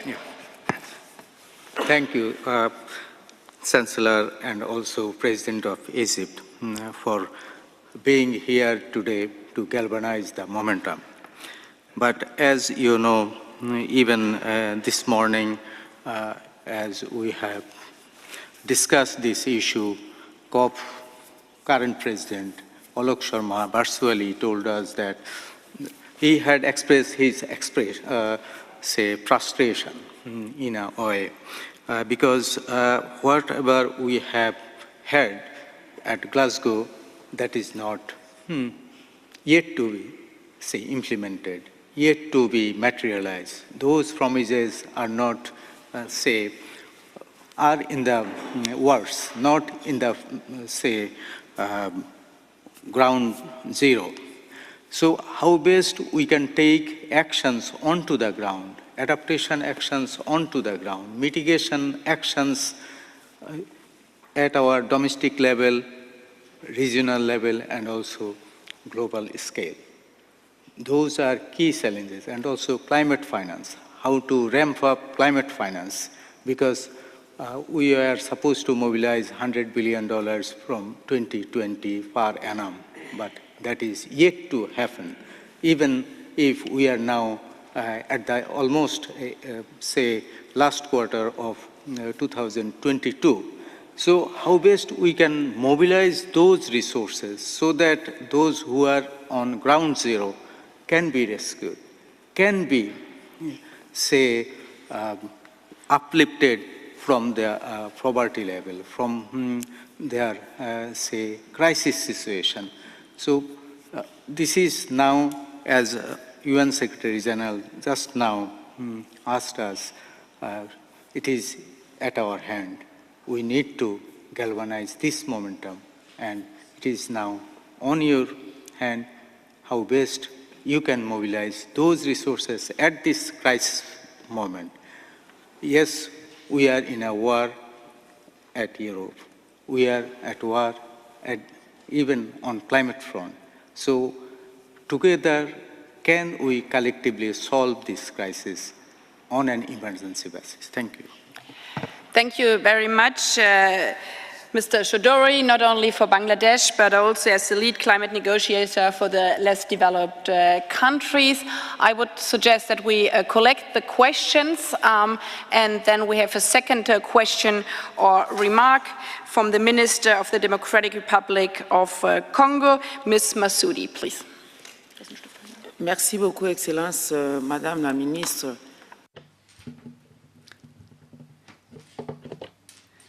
Thank you, Madam Minister, for providing us with the opportunity to ask questions of these two senior personalities. Excellencies, President Al-Sisi, allow me to congratulate you once again and thank you for preparing COP27 and preparing for hosting us in Sharm el-Sheikh.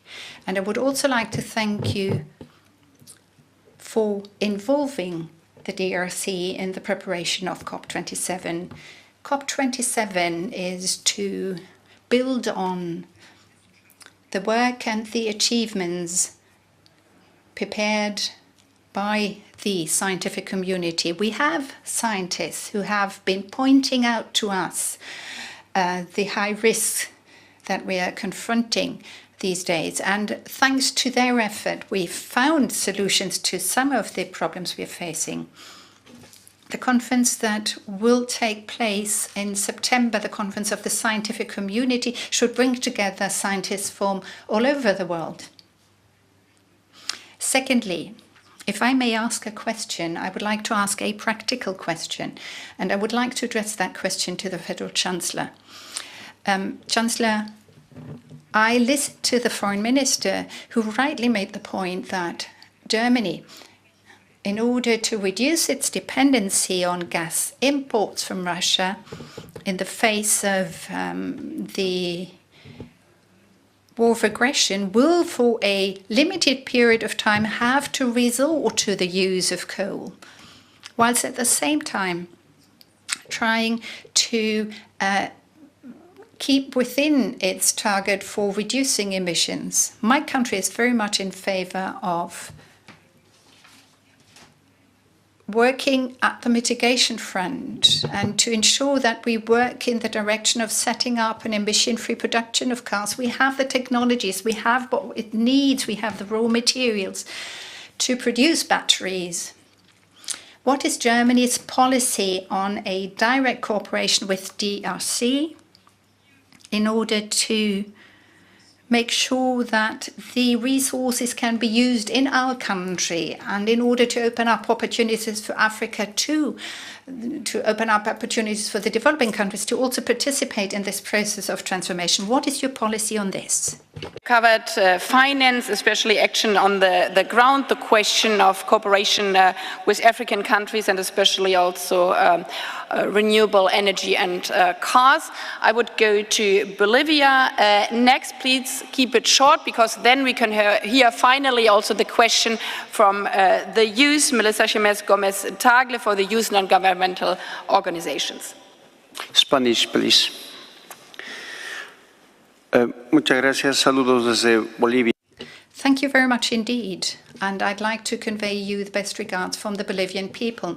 We have come here today in order to prepare for COP27 in Egypt at the end of this year. Our major concern is the following. We still see commitments and pledges that have been made but have not been implemented yet. And we would like to point out that we have to address these issues in a more objective manner. For example, with the help of the committee that was set up in Glasgow. This committee was set up in Glasgow.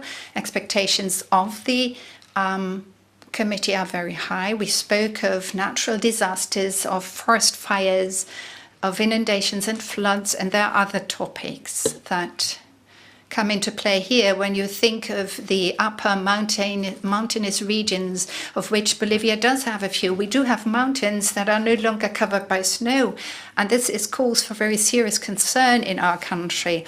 We don't know what we're going to do if we end up having no water.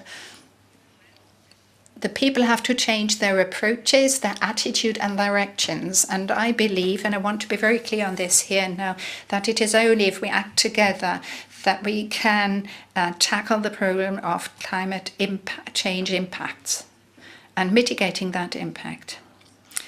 Thus, I would like to make the following comment. It is very important to found or set up a platform that aims to bring about these objectives that are based on markets. With an eye to COP27, we have to take such action. It is also important that we discuss what funding mechanisms, what modalities for financing can be created in order to make sure that states can solve the problems that are, to be honest, of a global nature. We have to change the way in which we have acted We have to change our behavior, and I hope that together we will be able to identify solutions. We will be able to give answers that have to be mandatory, that have to be binding on the people. Thank you very much indeed. That was the first time that I've taken the floor. I want to make the point that Mother Nature demands of us that we intervene. Mother Nature demands of us that we act in order to preserve and protect biodiversity. Mother Nature is in our hands, and we have to protect it and safeguard it. For the relation also between climate crisis and biodiversity. And last question, we have 7 minutes left, so please keep it short and sharp. The last question goes to Melissa Jimenez Gomez-Tagle from the Youth Non-Governmental Organizations.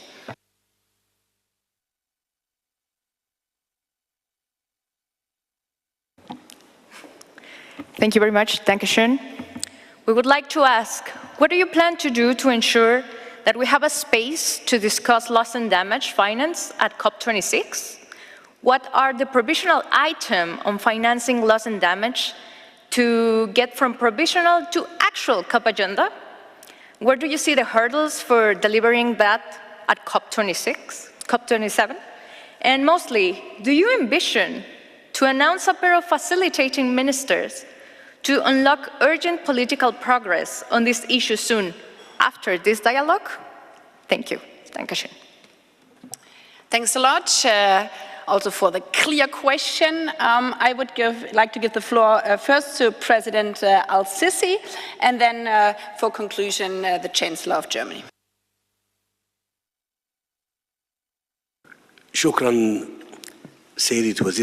Thank you very much indeed, Madam Minister. If I may, I would like to first express my gratitude for having organized this important conference, which has a long-standing tradition, really. It took place many years, or this process rather started many years ago and takes place on an annual basis. It's in a conference that takes place in the run-up to the COP conferences, and the fact that you're organizing it once again is a clear indication of Germany's commitment for the COP 27. And I'd like to thank Germany for its commitment and its efforts in that regard. I've listened very carefully to the comments that have been made, and I value them because they are an indication of all parties being aware, or countries being aware, of the urgency to respond to the climate crisis, and that the impact of the climate crisis affects each and everyone, the world at large, no exceptions made. We're experiencing the same difficulties, and as far as we are concerned, we would like to confirm that this climate conference takes place in Egypt, which is to be understood as an indication of our interest in what is happening with regard to climate change.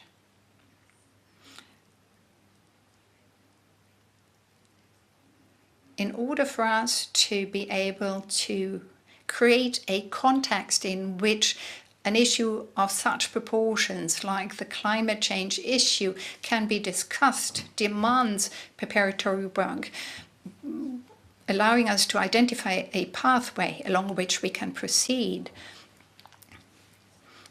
The climate crisis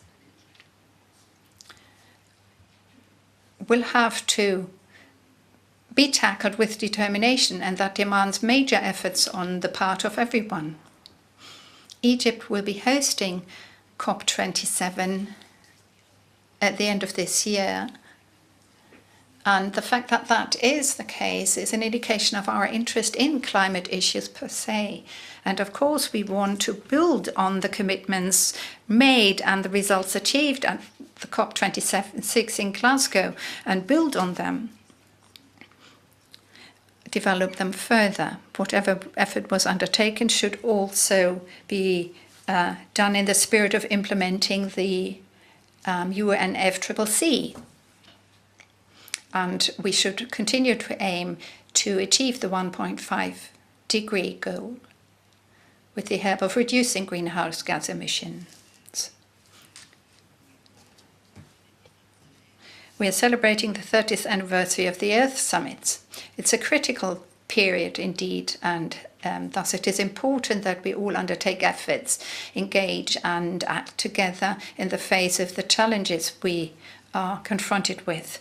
The recent reports are an indication of the fact that the commitments that have been implemented do not suffice in order to allow us to implement the Paris Agreement.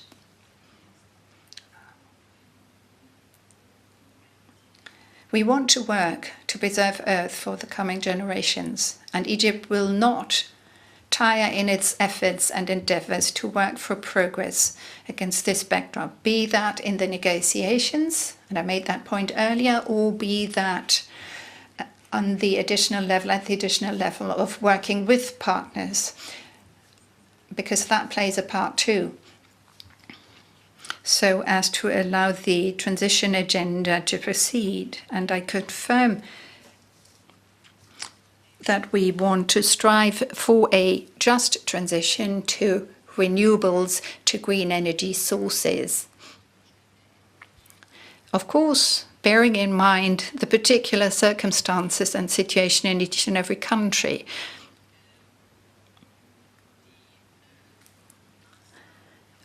What we have to do is to take the necessary measures to allow us to face up to the impact of climate change.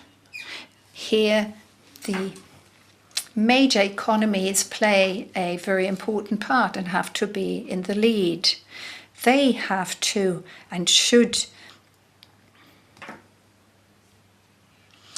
make major efforts and also pay heed to the criteria that have been defined in the various conferences. We also have to consider the losses incurred in especially the developing countries, and in particular in the smaller countries on the African continent. Provide them with finance and also with technical support.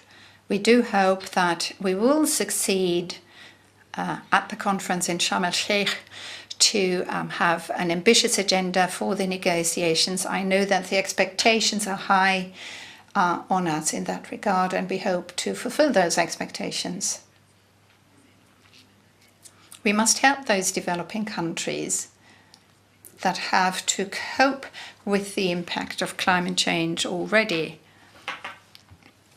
and provide them with the necessary funding, also with the help of the private sector. Adaptation is a very important aspect in that regard. We know of countries that need help with their adaptation processes and projects, and it is very important that we also think hard about doing more at the front of funding and providing finance. It is especially important that the prosperous and wealthier countries do more in that regard. As concerns the implementation on the ground, in situ that is, this really is a litmus test for our work, proof of whether we are capable to facing up to the challenges imposed upon us by climate change. We should use the conference in Sharm el-Sheikh to discuss all the issues, put everything on the table, and to work for solutions and prepare further conferences, be that in the United Arab Emirates and 2023 or other conferences that follow after that conference. We should talk about transition to green hydrogen and other renewables, and we should also talk about how best tackling other challenges like food security and energy crises. The academic and scientific community of my country of Egypt have noted that there are a number of topics that are important in that regard, and we will take a number of initiatives in that regard to cover areas such as water, agriculture, and others. many of these topics will also be on the agenda of the conference in Sharm el-Sheikh. I would like to stress that civil society does play a very important part and will play an important part at COP27. We will allow for the youth organization to participate and attend the conference, and we will also designate certain places where they can express their views and their concerns. Perhaps a final word, if I may. I would like to say that as far as caution and preparedness are concerned,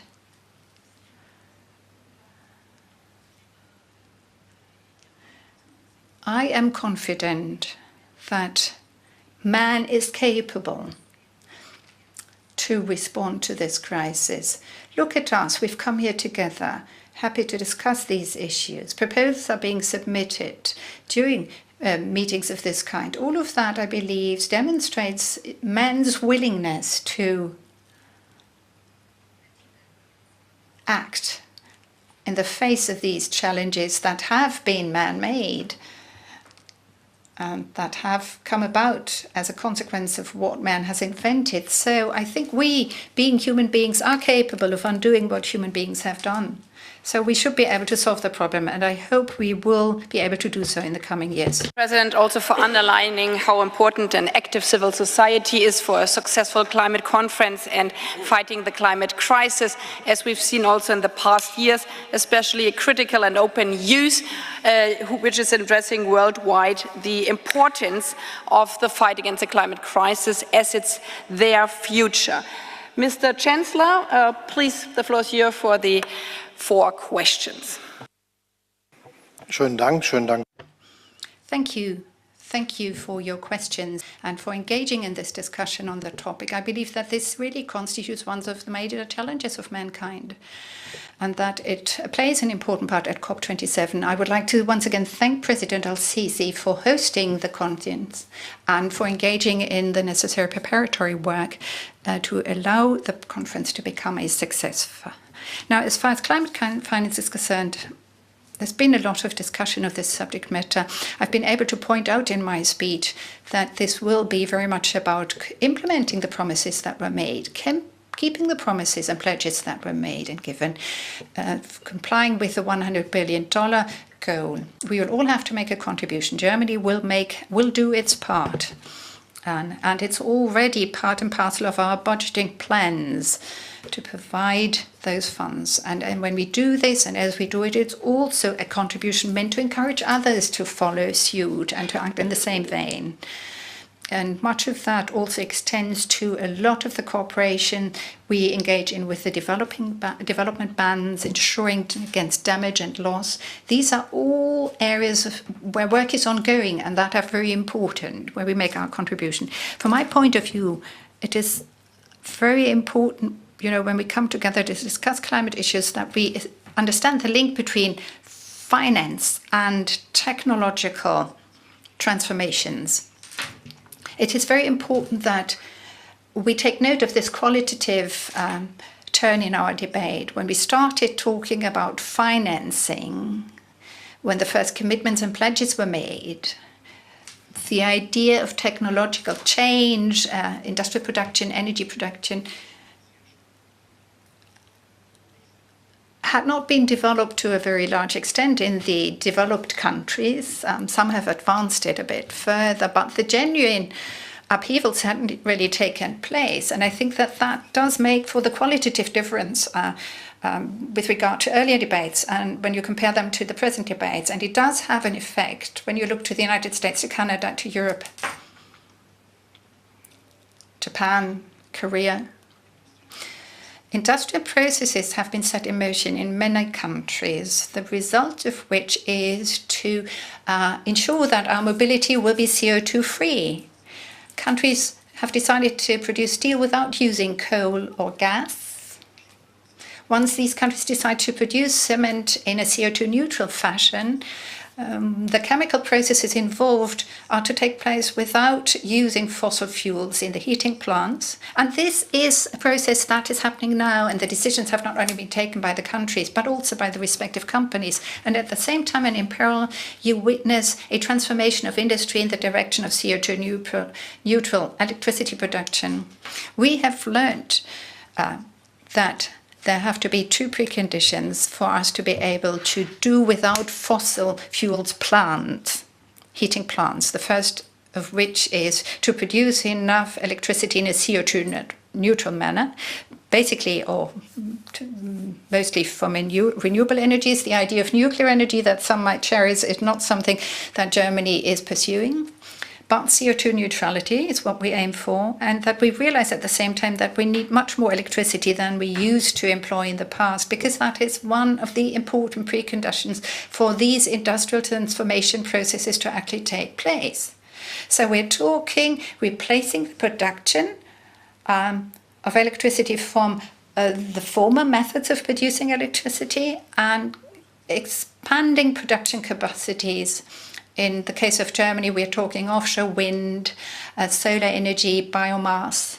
And of course, it does have an effect and consequences for the infrastructure sector, because such an economy will need to have a much more efficient electricity grid. So this is a process that is happening now. It has begun. And as we see it happen with regard to electricity production, but also with regard to energy production, this at the same time opens up opportunity across the globe, and the consequences of which, the new opportunities that this will open up for other countries in the world will be enormous. As President Al-Sisi just said, we've heard this from many other countries already, and we'll probably hear from some of you that there are quite a few countries that are thinking hard about producing hydrogen as a good that can be exported, because it is a precondition for other industries to work in a CO2 neutral way. So it opens up new opportunities for other countries. Countries can become producers of energy that can be taken to countries that need them, considering something that they had not even thought of, because it is a new opportunity opened up by this process of transformation. So this is something that is happening now, and I think it has to happen now.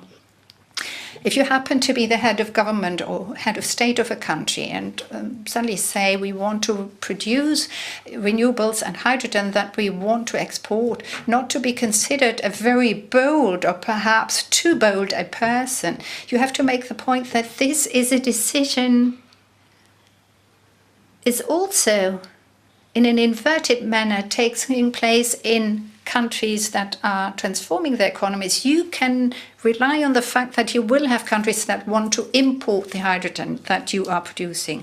So as I said, it's a transformation process, a major industrial transformation process that is always of a global nature. And listening to the colleague from DRC, you asked about batteries, electromobility. So you understood what I am trying to explain here and now. This is part and parcel of this global transformation process. And your question is very justified indeed, and there will be many other such very justified questions we will come across. It is clear, if we do this, if our companies, the companies in our countries, especially in Germany, but this is also true for other countries, if we encourage them to jump on the bandwagon, they will be able to use this opportunity. And we, as a government, through our cooperation with the companies, also commit ourselves to ensure that in cooperation and through cooperation with the companies, we will ensure that, take mining as a sector, the exploration of natural resources takes place in an environmental friendly way, in a manner that does not harm and damage the environment and the livelihood of people. The use of water is being done in a healthy manner. We are not polluting our soils. When we bear all these aspects in mind, this is going to lead to a positive development to the world at large. So as I said, everything is interconnected. The financing issues, but even more so the fact that we are finding ourselves in the biggest industrial revolution For hundreds of years, this takes place at a global level, and each and every country is part and parcel of this process. And from my point of view, this opens up enormous opportunities. If we act in a fair manner, if we allow those countries who want to participate, and if we are fair to our citizens, fair to the environment, which is not to suffer for environment's sake, because that is the important motto. And to some extent, I think I've also responded to the question asked by the young lady. But of course, we will have to talk about all these issues with the representatives of the young generation. To you, Mr. Chancellor, to you, Mr. President, for your strong words. We have now 100 days almost that we turn the words into action together, commonly worldwide, because as we know that the climate crisis does not stop at borders, also our answer can only be a global answer all together, fighting the most difficult threat on Earth, the climate crisis. By this, we close the session, also the live stream of our high-level panel here from the Petersburg Climate Dialogue. I would like to ask all the delegations sitting at the table now for the family picture in the blue hall outside, and afterwards return back to this table at 2:30 for the first deep dive in. Please enjoy the lunch, and thanks again to Chancellor Scholz and President Al-Sisi for joining us today.